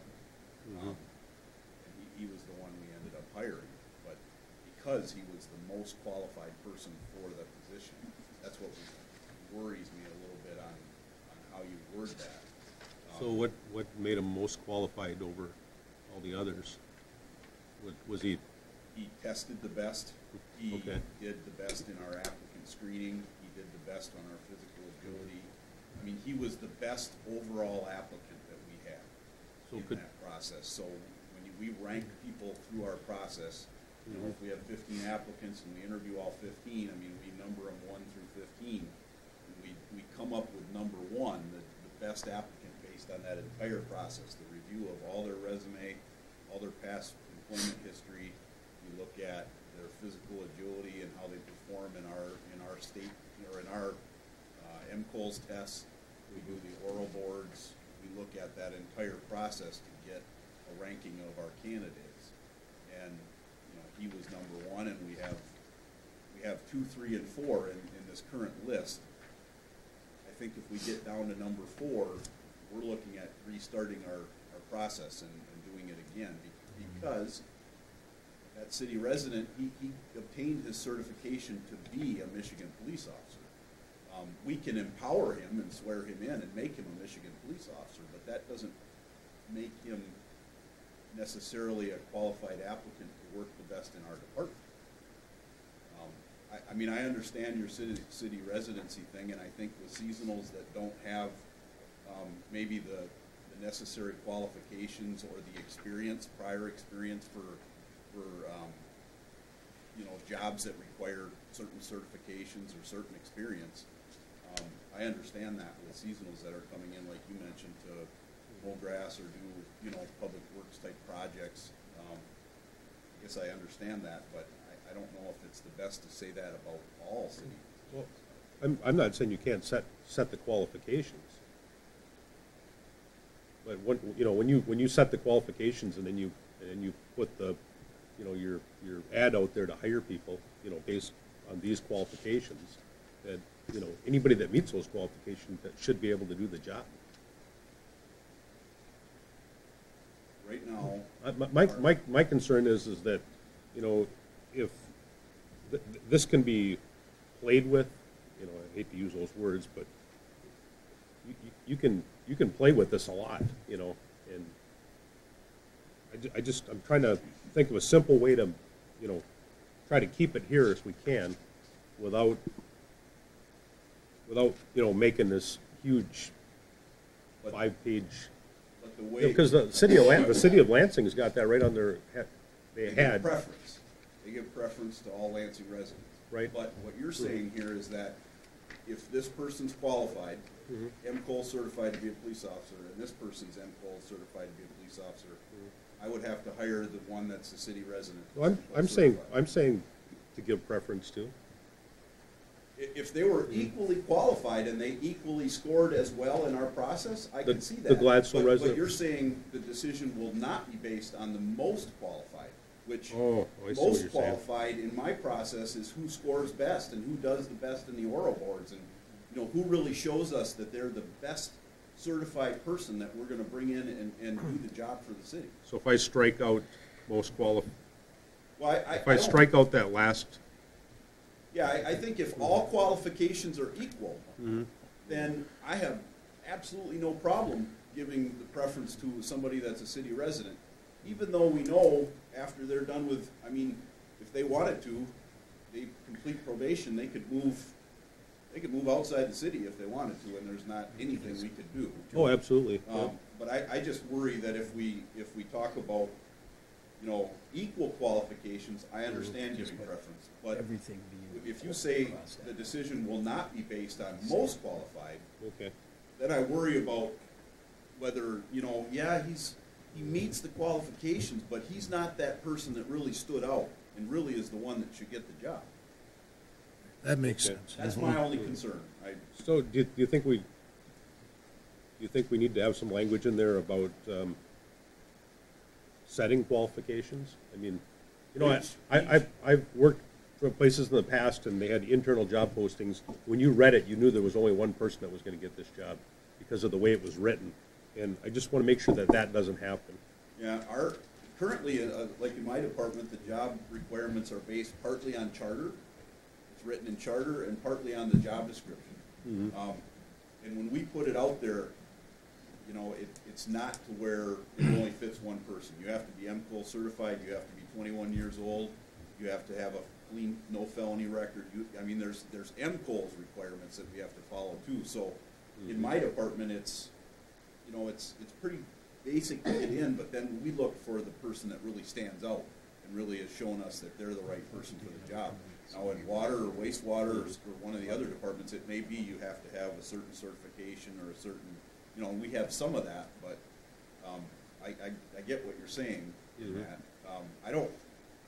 I just want there to be something that says equally qualified. Yes, I can understand it, but if they only meet the minimum qualifications and it's not really the person that stood out in the process that we go through for hiring, I think we should get the best people we can into positions. Yeah, I was kind of afraid of that with people that are professionally qualified. And this is for part-time help too. We had a lot of. Yeah, this policy kind of covers everybody, you know, so, and I wanted to try to keep it simple. They're equally qualified. I can take it back and try to rewrite this to make it. The resident? I think if you just left, if you just leave the city of Gladstone should give preference to qualified candidate or qualified Gladstone residents in hiring for all city employees. My big concern was the very last part of the last sentence. The decision will not be based on most qualified. As long as if we just strike out that last sentence, so it would just read, the city of Gladstone shall give preference to qualified Gladstone residents in hiring for all city employment. Yeah, I mean, that's no different than what the Lansing document you had on there. It says City of Lansing will give preference to all Lansing residents. But I think you need to be the best candidate, though. Now, again, part-time seasonal employment, where we have people coming in I don't mean to demean them, but they come in to mow grass or they come in to do, seasonal work. I see that. I'd like to see a clause with that in there. Yeah, let me take it back and work on it because that's where we had issues. I get it. If you're having somebody do surgery on it, you want the very best, not not someone that can cut you open. Yeah. So I'll let me take this back and clean it up and bring it back. Okay. Bring it back to the the next motion then. Can I make a motion for my own thing? Yeah. Sure. I'd like to make a motion that I table this to the next meeting. Support. Okay, got a motion by Commissioner Thompson, support by Commissioner Phalen to table it to the next meeting on the 23rd. Okay, any more discussion? The only time in talking with the folks that hire a lot of part-time is that if they have somebody come back for a job after the first year was a bad experience for the city. Well, they'll have to document it. Yeah. I mean, it would be documented, So that that's would good for you to disqualify know that the right now. Yeah. So you don't let them be employed 2 years running? Yeah, if they're. Why is it a bad experience? You didn't do what they were supposed to do. If they were a terrible worker. Oh, I see You what wouldn't you're saying. wanna- I thought you meant you've hired them 2 years You in a don't row, wanna- and the second year they always turned out bad. Yeah. I guess I misunderstood what you were saying there. All right, so hearing no more discussion, all those in favor say aye. Aye. Opposed? Motion carries. All right, next is resolution number 201701, poverty exemption and guidelines. This is the 2017 application and guidelines. Each year we have to adopt this resolution and set what poverty guidelines will be for the city of Gladstone. We have always followed what the federal guidelines are, and they're listed there. Kind of backtrack. This is what the board of review will use. So when you have individuals that meet this poverty guideline and they fill out this application, the board of review can grant this poverty exemption so that they are exempted from taxes. So, when we talk about there are people in town that can pay the taxes or whatever, there is this avenue that they can apply for this and be considered if they meet the guidelines and their taxes are paid. So each year we need to pass a resolution with the application and the guidelines. We could make our own guidelines, but they can't be any less than or any higher than The federal standards. federal ones, yeah. So we just always stick to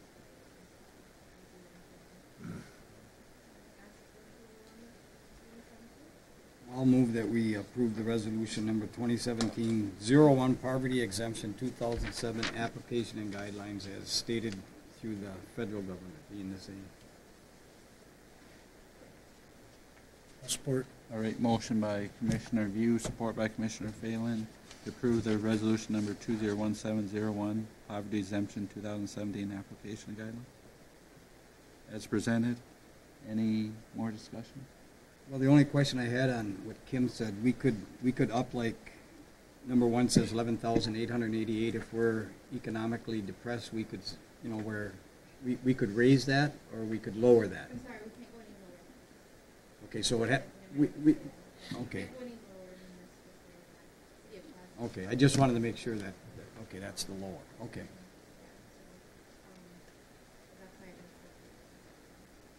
Yeah, we give them the lowest possible rate possible to qualify.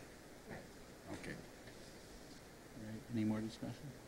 All right, I saw that we need a roll call vote on that, so. Commissioner Manley? Yes. Commissioner Phalen? Yes. Commissioner Thompson? Yes. Commissioner Viau? Yes. Mayor Bosco? Yes. All right, motion is approved. Thank you. Next up is Board of Review appointments. 3 people asking to be reappointed are members of the Board of Review right now. They're all either city residents or they're people that have property in the city. Is that the criteria? City resident or property? I'll move that we reappoint Mr. Howlett, Mr. John Norris, and Mr. Jason Lippens to the Board of Review. I'll support. All right, got a motion by Commissioner Viau, support by Commissioner Thompson to appoint Mr. Howlett, Mr. John Norris, and Mr. Jason Lippens to the Board of Review. Any discussion? Anyone else apply? We have, he was appointed somewhat as an alternate, he couldn't fully be an official voting alternate. And what that means is if one of the members can be there, that alternate would have to be brought in for that day and they have to remain for that day. Board of Review is not just a one-time thing. There's March Board of Review, which is a week-long day, several days, and then you have July Board of Review and December Board of Review. So there may be times throughout the year that these 3 individuals not sit, you know, for one of those days. Typically the March one, but we set those in advance so they know the dates and can be there. But this is a tough board to serve on. They're answering all the questions to the property owners that come in about their taxes and assessed values and taxable values, and different questions with that. So as an alternate, what they do, like I said, they just sit in. So if we allowed him to sit in so he could see the process, if he was really interested. February is coming up for the training. He has to be trained in this to be able to serve in this board. So if he completes the training and still is interested, would be the recommended alternate. How many alternates do you need? Just one? You could have more. You could have more. We got a full board though, right? Yeah. The Board of Review accepted, they say you can have, 2 as a quorum, which maybe want to have originally even number, before we didn't have an alternate. So that was what it was. Oh, is this the full board? There's 3 people on the board, Oh. and we have an alternate who works, I should say. Well- So if he passes the training in February, then he could be appointed as the alternate. How come it never staggers? They have to be appointed. Every year? Yeah. Oh, every year it's just over and over and over. Okay, all right. It kind of goes correspondence, the state sets the regulations, like I said, with the application, the guidelines, the review. The state sets up a lot of this, what we can and cannot do. But yeah, so hopefully we will have.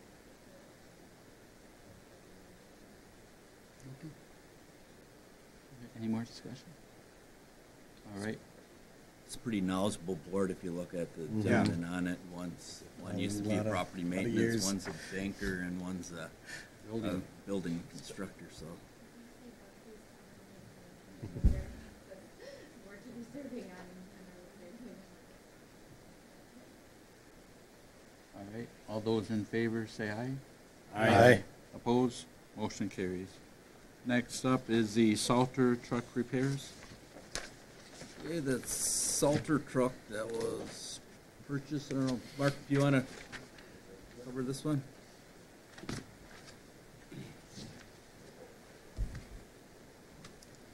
All right. Good evening. As you know, we bought a Salter truck, used Salter truck, I'll add, and we paid $24,000 for that. And at the time, we talked about needing about $15,000 to repair that truck of things that were obvious to us. And at the time, our mechanic had pulled the front end off the truck because it was not. He was afraid we couldn't drive it down to a shop to get quotes and stuff like that. Well, we had a changeover in mechanics, and so our truck sat there in our bay for quite a while with no left front tire on. So anyways, I got a hold of a Bayview truck to come and take a look at it and see if they could help us get it out of there and get it to their shop and get it at least running for us. And so they did that. And I talked to them about the $15,000, that we had talked about spending, and so they were aware of that. Well, anyways, in the process of doing the repairs, they discovered a rear axle that was broken, and the truck ended up needing a new rear differential and axle, as well as the things that were obviously needed to be done. So the $15,000 basically became $24,000. In essence, we ended up with a truck for under $50,000 with the purchase of the truck and the repairs. So what we would need, though, what I'd like to see is if you would approve another $9,000 out of that $250,000 that was allocated for vehicles to pay for it. Our current equipment fund balance in materials and supplies is we've spent about 60% of our materials and supply budget. So if we took $10,000 out of that right now, we would really cut into that. And so we could do that, but I don't know what the rest of the year is going to bring. So anyway, so that's what I'm looking for, I guess. Of that $250,000, were there 4 things that we were specifically looking for? Yep, I just wrote them down here. We had $250,000. We had a Salter truck we were going to buy. Snow blower, which ironically we got the snow blower and the truck back the very same day. It was like really weird. What do you mean back? But we bought a brand new snow blower. Yeah, but we finally got it. It took you got like it the same day you got the truck yeah, back. we got it the very same day. They just happened to be available the same day. Then a trench box, which we still need to get, which is about $10,000 to $12,000. So if you add up those things with this $24,000 repair, that leaves us about $57,000, just rough numbers here, out of that budget. And we did want to get a loader or a backhoe. So I'm in the process. Are we talking a big front end loader, or are we talking a regular rubber tired backhoe? Or? No, we need a, actually what we're looking at is a actual backhoe that. A case 480? Yeah, but a large one that would that we could use a bigger front bucket with. We could actually use as a loader basically, but it would be a backhoe as well. So we'd end up getting a little bit larger one. And then we could possibly trade one of our loaders in, and also the backhoe that we currently have, which is really questionable at this point. So I'm thinking with our trade-ins and things we have, and with the $57,000, we're still going to have enough money to buy that. So the $57,000 you say you have remaining, that's deducting $12,000 out of there for a trench box? Yes. Yep. Yep. So that's where we're at with it, anyways. I'm glad we have the truck back. I can tell you that it didn't come anytime too soon. So. Does the city currently have a loader? Is that a replacement, or is that a new piece of equipment? We have a backhoe loader, and that's what is used primarily to dig cemetery graves. If there's a water main break or a storm sewer situation, we need to dig a trench type of hole. That's what we have. That's what we use. We also have two other loaders, which are larger front-end loaders that you see removing snow and stuff around town. We use that to with our snow blower. That's what we hook our snow blower up to and go through downtown here. So we have two of those. They're not new. I mean, I can tell you that. We're not really running with a real shiny fleet. But yes, Steve? The $9,118.43, you said you have that money in your fund and you're worried about it maybe cutting in before the end of the year, and when's the end of the year? It's Your budget year for that money that you said you had enough April. to pay? April? Yeah. March 31st. Or March 31st is the end. Okay. I We mean, could- you wouldn't consider just using this money, and if something could. came up before then? Yeah, you we could. Yeah, it I mean, doesn't- I like that instead of trying, I mean, fine. personally myself, if you got the money to pay for it, and then when Yeah. something new comes and you run short, then come to us. What fund are you talking about taking out of the DPW? No, it's the equipment fund. It's a 661 fund. It's for equipment. I mean, tell me if I'm wrong of thinking that way, because No, I would that's rather okay. know if you ran short, and if we did it this way, we wouldn't be Yeah. amending the budget for another 9,000 if everything works out good for the next 2 months. We just wanted some direction. I guess where I'm to- confused. The $250,000, did that not go into the equipment fund? Yes. There's 200.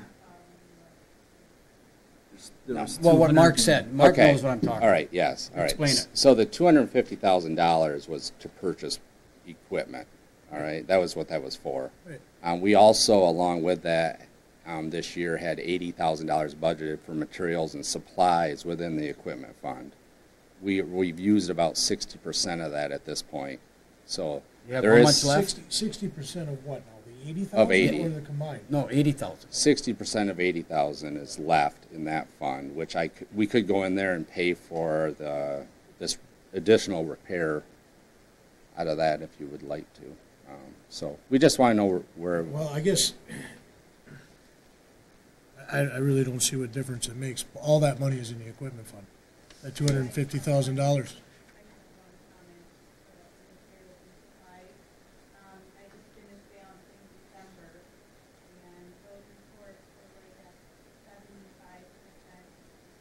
Oh, so 60. Finishing the year at zero. Well, I guess it makes the most sense to take that money out of the $250,000 because that's what that money was set aside for, was for this specific equipment. So that's where I think you need to take that. and yeah, and we're going to trade in some things and get rid of some things here, which And that is money then would go back into your equipment fund. that'll go back on top of that 57,000. So we'll have more money there to buy. But all that loader. money is in the equipment fund, right? Yeah, Am I it's right? all in the equipment. Yeah, I just hate to take it out of the general fund if you have it there until we absolutely have to, is what I'm saying. No, It's, he was asking to take it out of the equipment fund. yeah. Oh. It was in the $250,000, which was from the electric fund, so which got transferred over to pay for equipment. We put that 250,000 in to buy equipment and. Oh, so you're This asking is- to pay out of the equipment fund, which okay. Yeah, Okay. He's just spending a little bit more than what he had intended. But the money's there, it's already allocated. So I'll Right. move that we take the 9,118.43 additional out of the equipment fund to pay this additional, this amount for Bayview truck, for the Celta truck repair. I'll support. All right, motion by Commissioner Viau, support by Commissioner Thompson to allocate an additional $9,118.43 for the repairs made to the truck from the equipment fund. Any When discussion? Mark brought this to me first, and the question was, is the truck worth $48,000? And it is worth. I mean, you buy used equipment sometimes. You're going to find out stuff after you start tearing stuff off that there was more damage. We have a truck that's worth more than $48,000, but we had to spend $48,000. an additional $9,000, on it to get it to where it was safe to be on the road. So. Our mechanics couldn't have done any of this stuff? They or once they started, you just thought it was better for them to start from finish? Because it also has a comment in the back that it may take another year to work all the bugs out. Well- That kind of scares me. Well, it's a used vehicle. I mean, that Is it warranted somehow for like the rear end and stuff?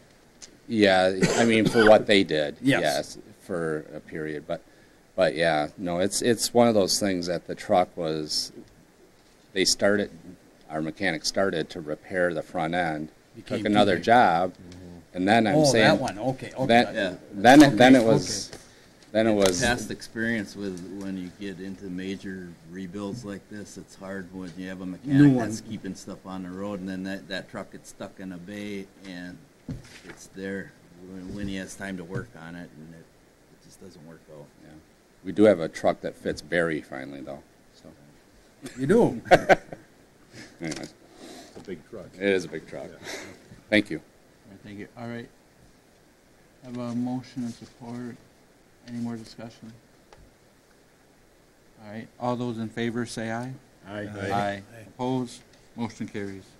Next is the Solid Waste Management Authority Board Representative. Talking to Don Pyle, he called up and said that Gladstone only gets one member on the board this year. We switched back and forth with Escanaba, so.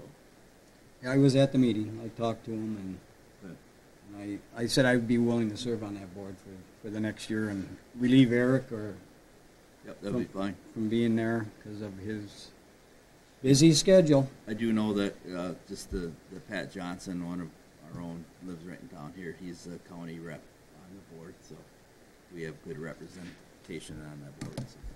All right, well, someone want to make a motion? I move that we appoint Steve Viau to the Delta Solid Waste Management Authority Board. I'll support.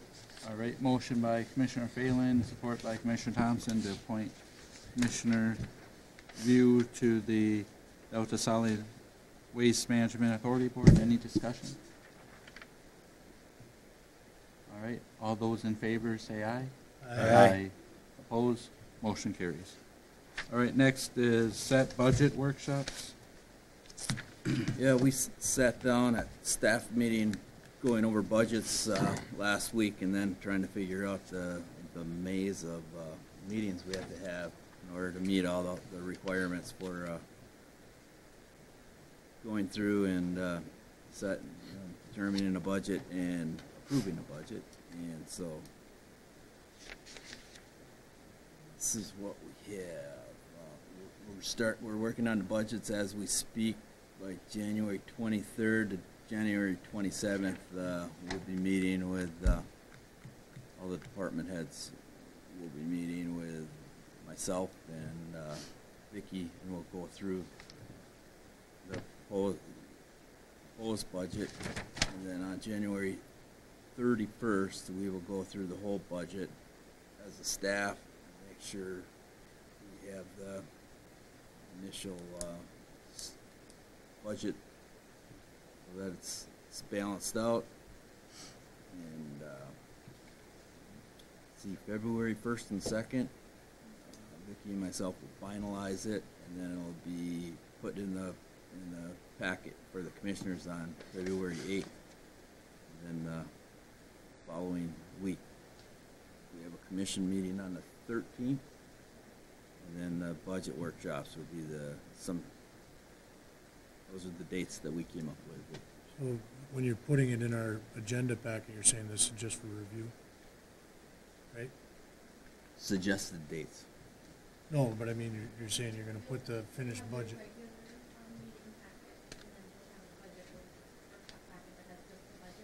Oh, for the workshop. Okay. You will have the first draft as done by staff, and so any changes we work out that the commission wants will get worked out during those 3 meetings. Can commission submit suggestions to the staff before you meet? I mean, before you meet, if we have some ideas we'd like to bounce off in helping with our budget, or do we just wait for whatever yous come up with and then we discuss it then?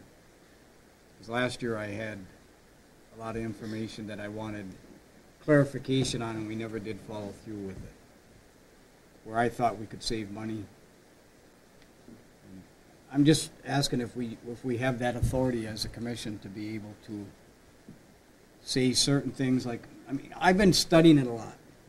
I have a lot of things that I would not wanting to put in place, but to understand, you know, prioritizing kind of like our goals for one of our goals for 2016 was looking at prioritizing what's the most important thing that the citizens want to the least important.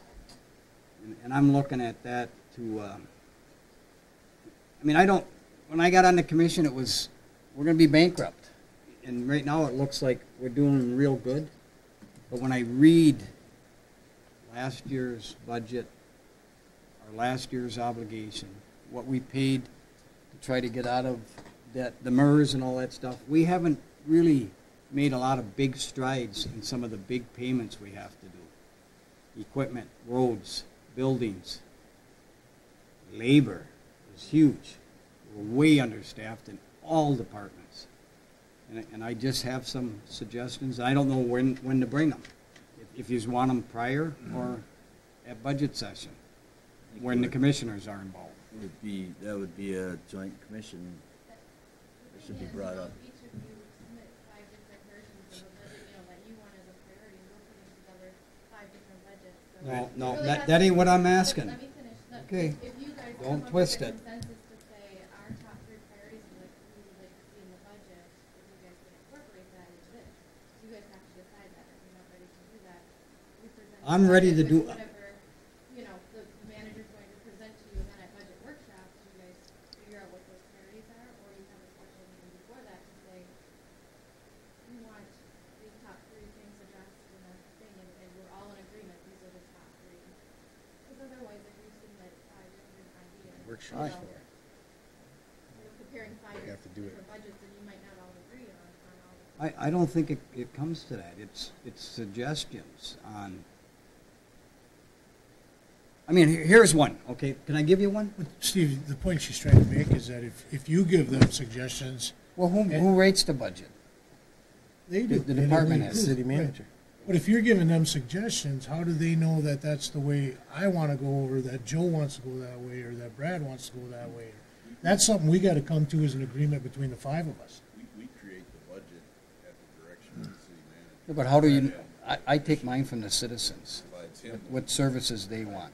Well, I understand that, but the thing is what you're asking them to do is make essentially 5 different budgets. we create the budget at the direction of the city manager. You, as the commission, direct him as to where you want, but, I mean, as a group, if I get 5 different. I can live with that. Well, if I get 5 different emails from, I don't know where to go. Well, no, I'm looking for the communication route. If I have a couple ideas, I'll bounce them off Eric. And I don't have a problem with that. That's great. I just wanted, I do have some important things that I think we need to look at with MERS, that I think has to do with all the contracts, that I think it's at least worth looking at. And there's discretionary spending, and there's non-discretionary spending, and I think it's real important that all the department heads take a look at that stuff, and I'll pass it by Eric and let him bring it up at the budget sessions. Let me give you one example that really bugs me right now. It's on 9/12/16 at the commission meeting, a 3-to-1 vote was taken for MERS Pension Stabilization Fund. So from 2016 to 2017, we're going to take $353,380 out of the electric fund for the contribution for that for 7 years. Well, actually, it's $500,000 for 2016 and $353,380 for the next 6 years. And then we passed $175,000 on a millage that was not even passed yet, and that's going to be built into the budget. I'm going to assume, because that's what we as the commission passed. Well, in my research, Act 30 of 1978, Budget Stabilization Fund, how you establish it, 141.443, Section 3, Item 2. I don't know the clarification on this, but I would like a clarification on it before budget sessions are done. It says, a municipality shall not impose any additional producing revenue in excess of what is needed for its estimated budget in order to provide money to be appropriated to the fund.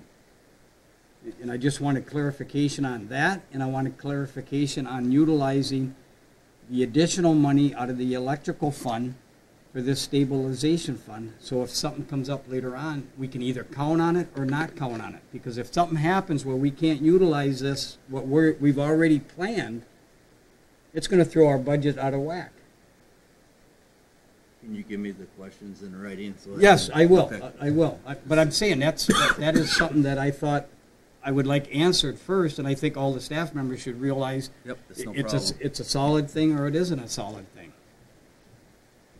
We're working on the budgets right now, though. I mean, when we meet during the week of January 23rd through the 27th, we're trying to present our numbers as best we can, get the budget ready, so the quicker we have that, the better. I'll give it to him tomorrow. If I get the questions, I I can. think a lot of what Steve is addressing is more directed at the general fund, not so much your departments. No, yeah. No, You but know, all, I mean, I understand what you're saying, but I mean, it shouldn't really affect how you do your budget for public safety or all he does is budget for DPW. Well, it does for the MERS portion, though. Well, See, they all got to contribute their share of the MERS. Yeah. no, but this is the past balance. I know. But as far as figuring for the budget for this year, they still have to contribute what their department owes into MERS. Right. A portion of it. And the prior. That the stabilization fund that was set up, it was going to be, we had to determine how that was going to be paid as far as portions from the different departments too. We didn't have a set percentage rate, did we, Vicki, on that? On the MERS stabilization fund? We had a dollar amount, but the percentage from the different departments wasn't specifically outlined in that. Well, Eric, why would they have to pay again if we're taking out electrical fund and the tax on the past balance for MERS?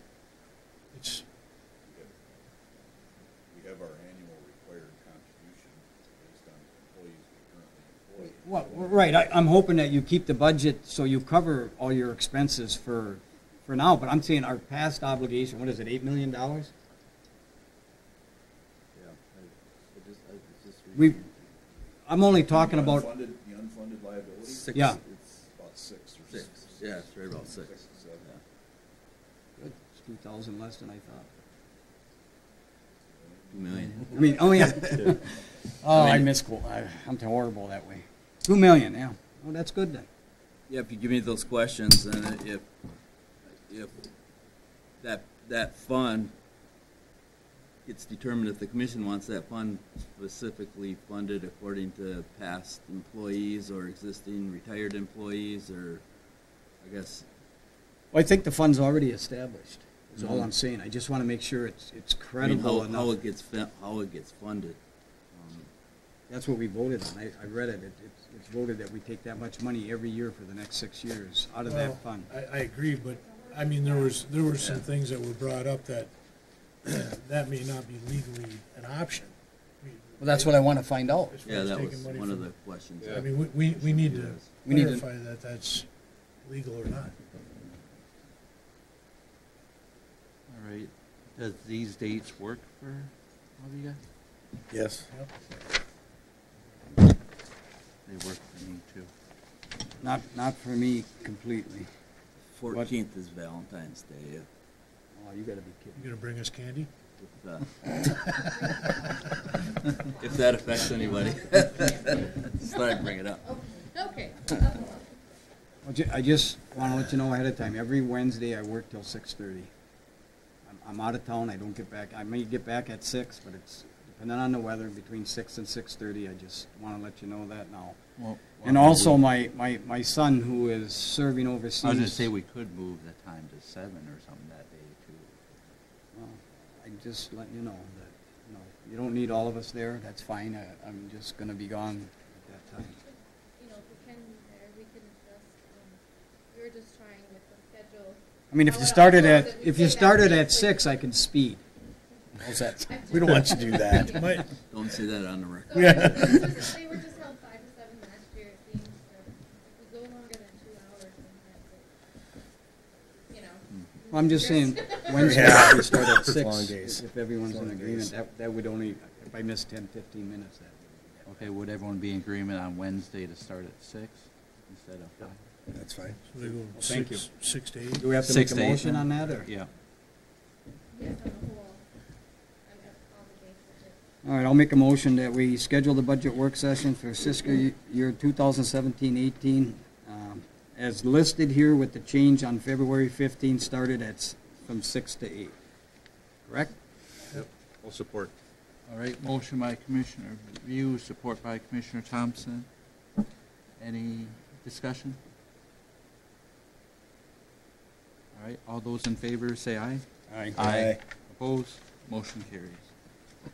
All right, next is city manager's report. I checked in today with Vicky, and the Beatty Knock Trail project is at $14,000 in donations so far. And we have till the 26th to get to our target of 35,000. What happens if it doesn't, Eric? We still get the 14 matched, right? Yep. Okay. Yep. Good. Whatever we raise, we get matched by the crowdfunding from the state. So we're still looking for donations, and Nicole's out working on that tonight. She's been working, burning the midnight oil, going to all the different service clubs and whatnot, and raising money. So we were notified by Michigan State that our North Shore project has been selected for the 2017 SBEI program, and I had to look up what SBEI stood for. It's Sustainable Build Environment Initiative. So first step is the MSU folks will be creating a scope of work and then setting up appointment times with us for a kickoff meeting. So all the citizens and staff and commissioners, and we can all figure out what we, and the property owners, what ideas for that project. At the rec board meeting last week, and the Frisbee golf folks, formerly over at the camp, the Pioneer Trail, they're looking for a place to construct a 27-hole golf course, and they're looking at the sports park area, the old landfill area on our property as a potential site. It seemed like they were real excited about that being an option for them. We did receive a few complaints over the holidays about the ice rink not being open. Just looking at the ambient temperature from the 20th, we had from the 20th to the 26th, we had several days in that stretch that were above freezing for a high during the day, and that just kills the ice rink. And you can't let people go on it, so ice rink is now open for business, and there's plenty of ice, so just encourage people to get out. Still accepting Christmas trees at the end of Michigan Avenue down by DPW. Our lead copper samples that we collected last month, we got our results back, and all 20 samples are below the action level, which is very good. Really good, nice low to non-existent numbers. And we are busy on the budget, so that's our primary focus right now. And, just wanted to let you know that if you come into City Hall, that's our, it takes a lot of work putting the budget together each year, so. That's all I have. All right, thank you. All right, next city commission and committee reports, or board and commission reports. Just the landfill. At the last meeting, they were looking at upgrading some equipment. They're at the cost of anywhere from $40,000 to $80,000. What do you call that machine with all the big teeth on? I can't remember, but it Cultipack or composter? It's a packer. It packs it. Compactor? Yeah. Well, they don't call it that. It's got some weird name, but just to let you know, they're going to be upgrading that piece of equipment there, and we're looking forward to starting their recycling program once they coordinate how much money they got and do some public education with that too. So things are looking forward for going green. That's it. All right, thank you. All right, now we go to public comment.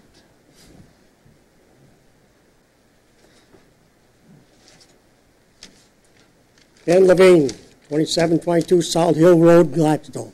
Phalen, Thompson, Viau, and O'Connell worked at that compost site last year.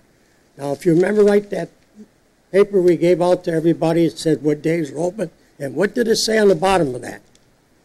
It said we will have a gate this fall. So it made liars out of all of us because it didn't happen.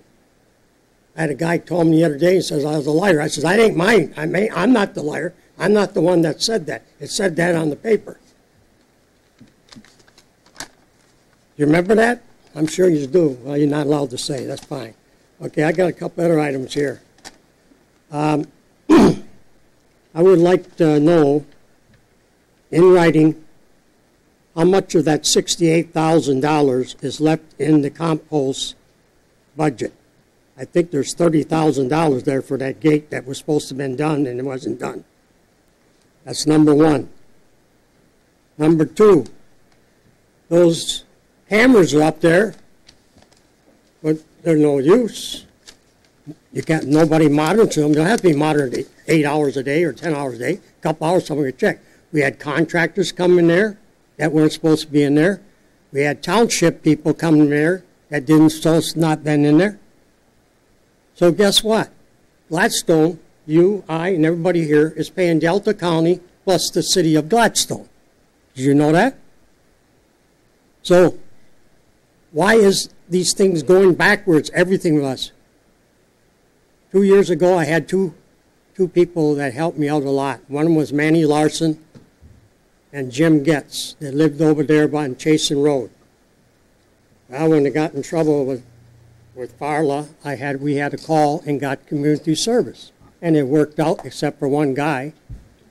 We had to get rid of because he was a druggie. But the thing is this, we saved a lot of money, us volunteers, by doing that work. And nobody said thank you or anything. No, just go and do it. They didn't want us to do it because they wanted the people to come in there that didn't belong in there. And that's what's happened now. Only 35 people bought a decal this year. Last year, only 85. Escanaba Township is bigger than all of us. Brampton Township has 950 people there. Why are we allowing, year after year, for 7 years, the township people to come in there and we paying and they're not paying nothing? That's not only not fair, I don't think it's not right to have this going on in this town. So I want in writing on that, the budget, $68,000, how much is left? Why was I told last week, well, it'd be in the budget? It was already in the budget. Why would they put it in there if it wasn't there? Nobody can answer that either. I'd like an answer for that. Also, we're paying out in salaries on managers here almost $400,000 a year. I go on the internet and I'm looking up. I can't find anybody at town our size is paying the kind of salaries we do here. We got one person makes almost $44 an hour. I don't understand it. You have to go up. They want more money, more money. We only got so much money we can spend. We don't have it. As far as you're saying we're looking better. We're not really looking better. But you take money from here and move it over there. Or take it out of the electric fund. That's been going on for quite a few years. They were raising the electric rates, and we had $2 million or $3 million there, and people were still paying electric rates up. Every time we do something in this town, we don't look at the consequences. People have a right to have their town running in an orderly manner and the way it should be. And another thing, a manager should not be writing up a commissioner. I don't think that's right. You commissioners are the boss and the mayor here. You read that charter. I read the whole thing this last weekend. Use control what goes on in the city. And if you don't do your job, people are going to tell you so. They're already mad about certain things, including you, Boswick. They said some things about you just recently. So do your jobs. We don't want them coming back after you. We want them to do the city to run the way it should be run. As far as drugstores, we had 2 drugstores when I was a kid in this town. We had 5 or 6 grocery stores. We had everything here. We had 2 hardware stores. We had a dime store. We had 3 dealerships. We had Royer's Fish House. We had Leeds Dairy, Buckeye Mill, Marble Arms, all that stuff. What do we got now? It's not only this people today, it's several other commissioners had problems too that didn't correct. Anyway, I want to answer on this here within 10 days. How much of that money's left of that budget? I think there's more than $30,000 left that should have been done. That made a liar out of me and every one of you commissioners that worked over there. Thank you. Thank you.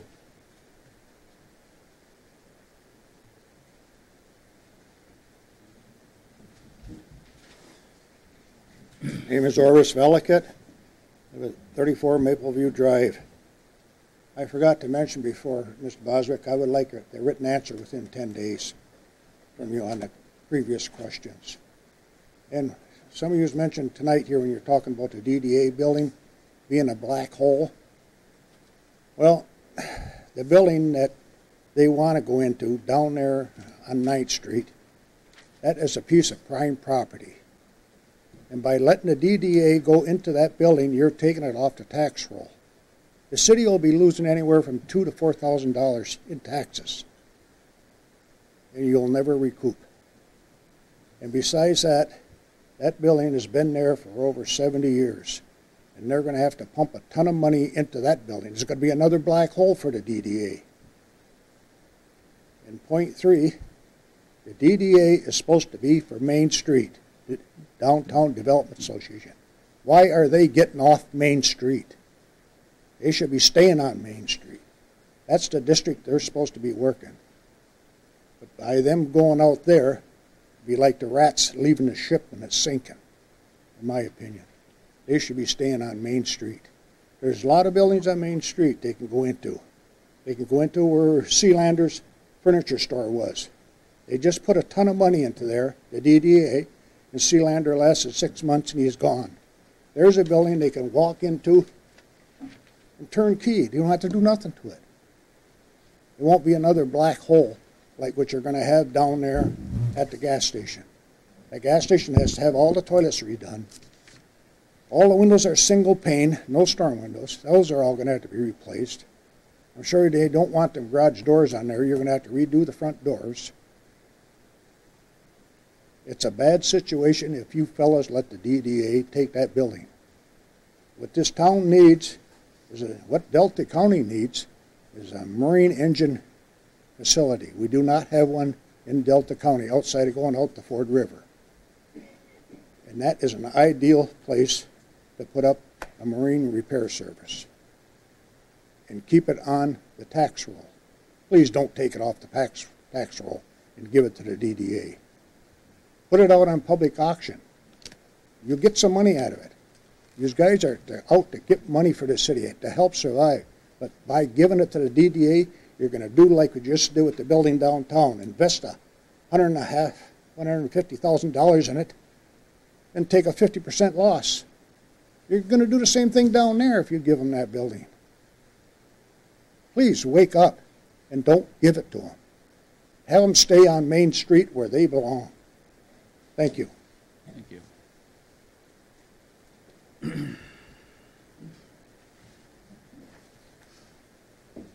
Well, liars.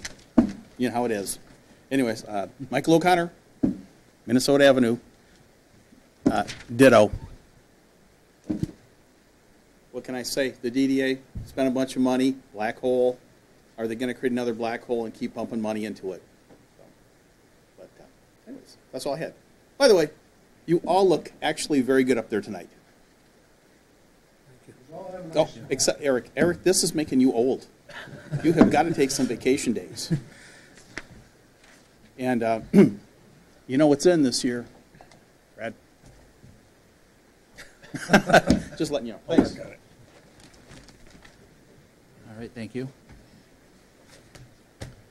Hi, good evening. Paul Geyer from Public Safety. Just a couple things. Your next meeting, I'm going to try to have a more formal presentation during public comment, but I just want to let you know that Officer John Harris retired from our department January 3rd, so if you don't see his face around anymore, you'll know why. And we have hired a new officer, Officer Nicholas Pellegrini. He's a local Gladstone native. He started today, so if you see him or you see a new face, you might want to introduce yourself and welcome him. Two other things I just wanted to mention under public comment. One was fire hydrants. Got a call today or a stop in from our old city manager, Howard Keaton. He's going to do some public announcements in where he lives up in the retirement village about keeping the hydrants clean.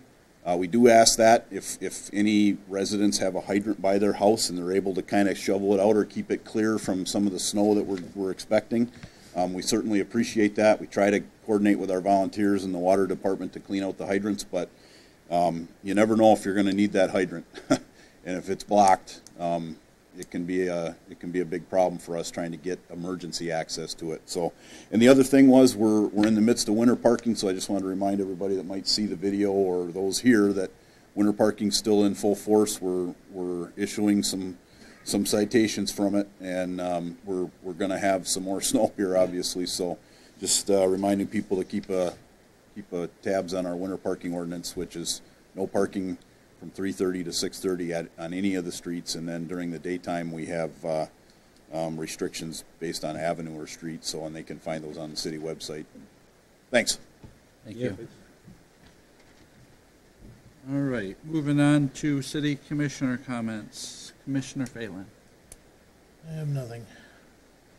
Commissioner Mantala. Nothing right now. Commissioner Thompson. Nothing. Commissioner Viau. Why do I always have something? Number one, there's a Delta County joint government meeting that came up. Who gets to attend them meetings? I mean, were we involved in that one? Coming up on the 11th, this Wednesday, tomorrow, I think. I don't know if a commissioner is allowed to go or anything. I just wanted to know if we were represented at that meeting with one of the commissioners or something. We're always represented. Either I will go or... Is a commissioner allowed to go? Do we have to sign up? I guess I don't know the answer to that. Okay. I can find out, though. I think I don't know if a commissioner wants to go. You can attend as a member of the public. I want to say, isn't Renee? Well, part of the round table. It's a round table setup. Yeah, but it's open meeting. The one that I went to, then Renee went to. Yeah, I seen you were at one. I was reading some background. There's no formal board. No, I know that. Yeah. Commissioners attend is fine, you just got to make sure that you're not making any decisions. Well, I don't think, I think they There's just a member of the brainstorm, public. basically, isn't it? I mean, there's no decisions to be made on it, or agreements. They do have a specific agenda that they follow through the meetings. Well, they sent me an email, and I think all the commissioners were on it, that if you had something of interest that you might want to talk about your town, and whether it's shared services or anything, we could have brought it up at that meeting to discuss and see if there's any interest with other communities, and I thought it would be an ideal. You only have one a year? No, it's monthly. Oh, okay. Those are quarterly or are those monthly? You got one a month. Yeah, there Okay. was like 3 of them in a row canceled. Okay. Well, I probably would like to go to one once in a while just to see what But they the one I went to, they went around the whole room, and there was people from everywhere there. I see that. And if anybody wanted to bring something up, 'cause I know Is the public allowed to go to? Or not? Is it closed? no. Okay, well, now it's out in the open that Yep. there is something like that. Okay, also I was asked by Lordstone Corporation if I could provide a written reference on city letterhead. for the 3 meetings that he volunteered and the multiple bits of advice and counseling that he offered. And he asked me a couple of weeks ago, but I wanted to make sure that everybody on the commission realized that if somebody wants to write a letter of reference for him on what he did for us or not, or if I could on city letterhead, how do I approach that? That would be a decision at a regular meeting if the commission wanted to support a letter of reference for the work that he has done. But that would be a decision that has to be published on the agenda, and you guys vote. Okay, whether well, you- he's asked me, he's asked me to write one, so I would like to Letter put, would be on the agenda. Yes. And they. the letter would be, or the, If you guys, if you We would have to want vote on write the a letter- content of the letter. Right, if you, first, the question is, do you want to write a letter of reference for the work that he has done for you? You'd make that decision, and if you did, then either you draft the letter or direct the manager to draft that letter for you. But that's not something that can be made, okay, that's why I'm approval. asking, because he requested me to do something like that, and I wanted to make sure I was following proper Well, procedure. we're So setting a let's, special meeting for him too, so he could ask that at the 16th meeting as well. okay, you know. can we put that on that special meeting if we do, if it does come to materialize? If we he's out of decide. town or something, I would call everyone right away. I'll find out first thing in the morning, but that's something he requested in an email he sent me, so I wanted to make sure. Sure, it would be the Yep. board that would have to make that decision. Okay, what about the radio? WDBC RRN, activities for the city, the welfare of the city, what happens at commission meetings.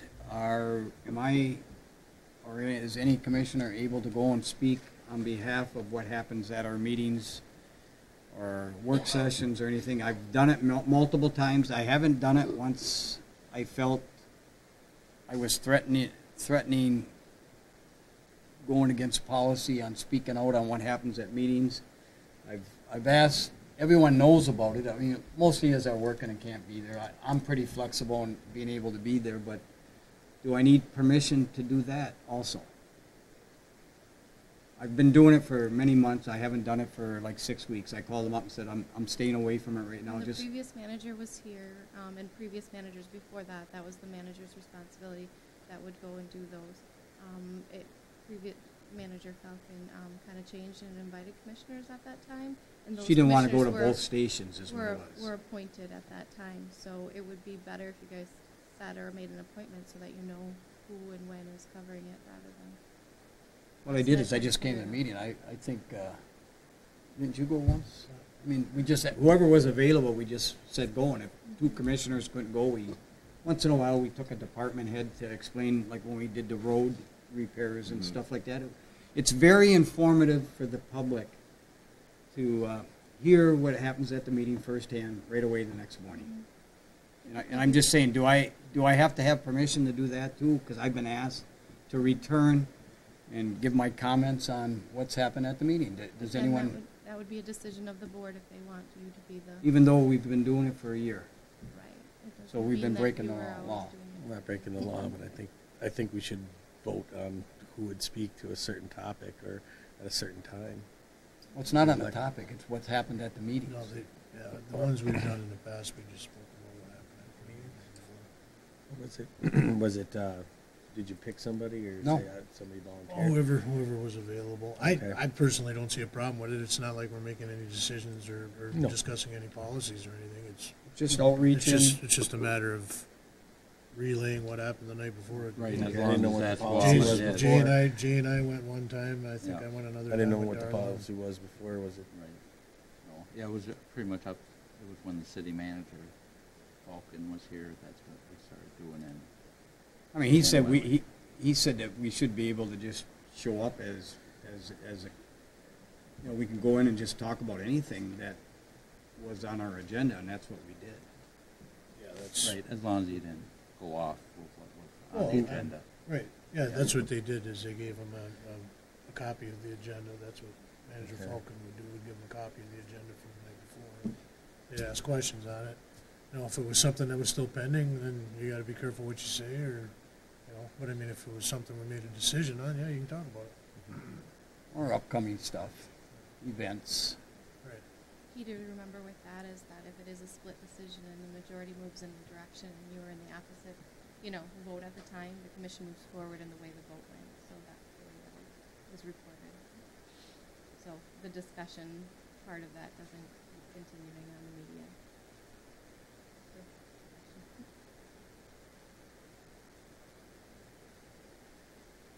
So, do I have to have that on the agenda too? It's up to the commissioner. Or can we just do like we've been doing? I don't have a problem with the way it was going. Just say if it comes up, we can just ask for volunteers, right? Well, for some reason I get called, you're gonna start back up. We'd like you to come in, and it's an informative show, on the radio. So, there's no problem with it. Maybe I'll start it back up then.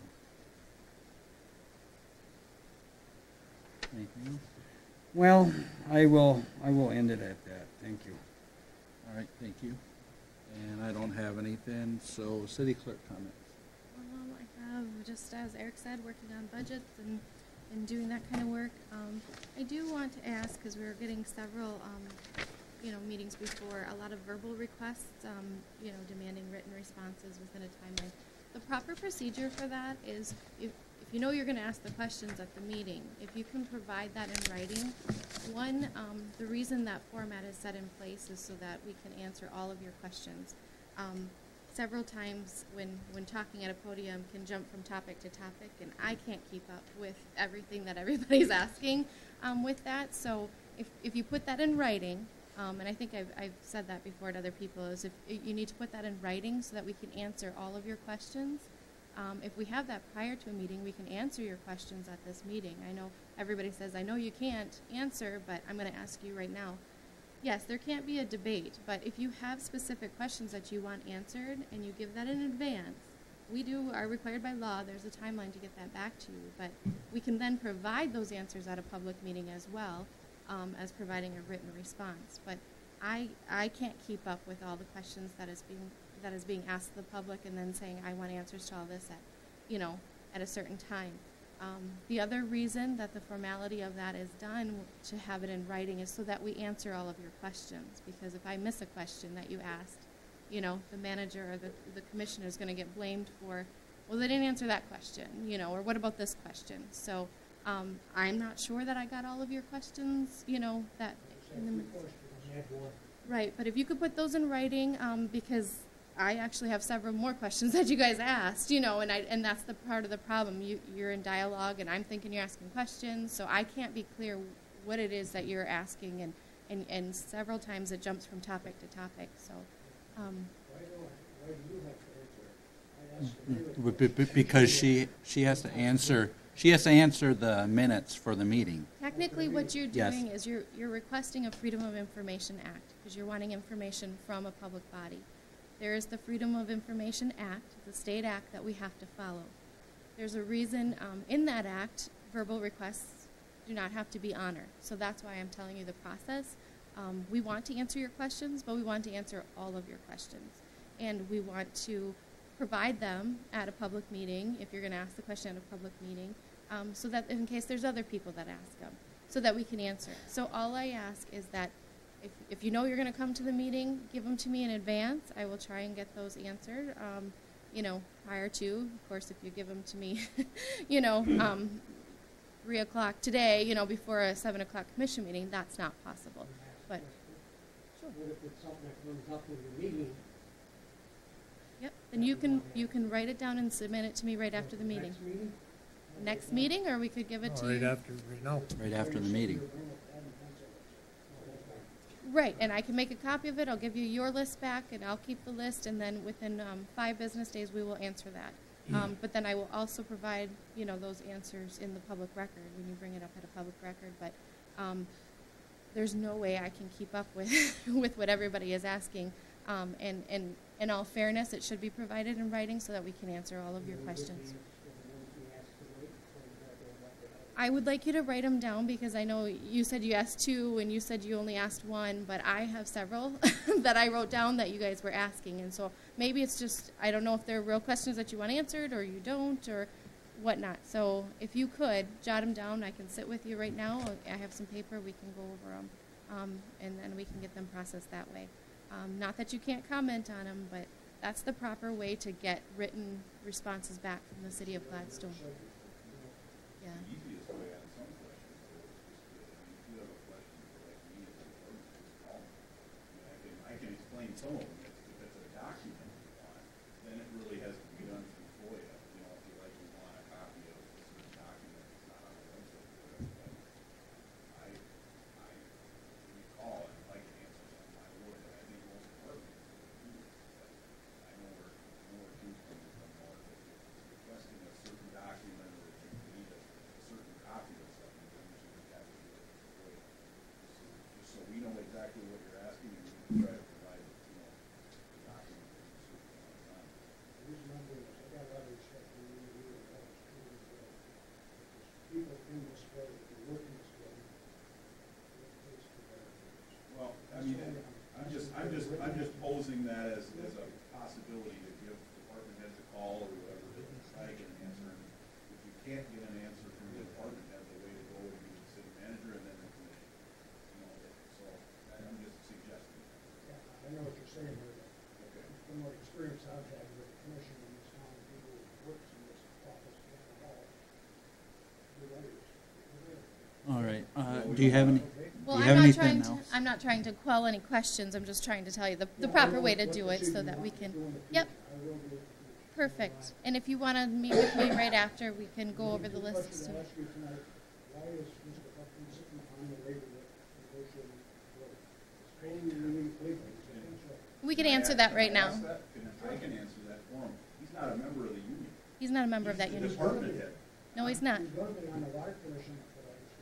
No, the minutes that were approved at that meeting that recognized the IBEW Supervisors Union does not recognize Eric Buckman right now. If Eric Buckman retires, if you guys hire a city manager and Eric Buckman goes back to water and wastewater and he retires, that future person, if they promote a person to the water wastewater supervisor, could then join. Eric Buckman is not in that union. You'll never go into the union? He's never going to go into that union. See, this is what I misunderstand. Right, and I apologize. that's again, there's a lot, I always get that in my office, there's a lot of confusion that's out there.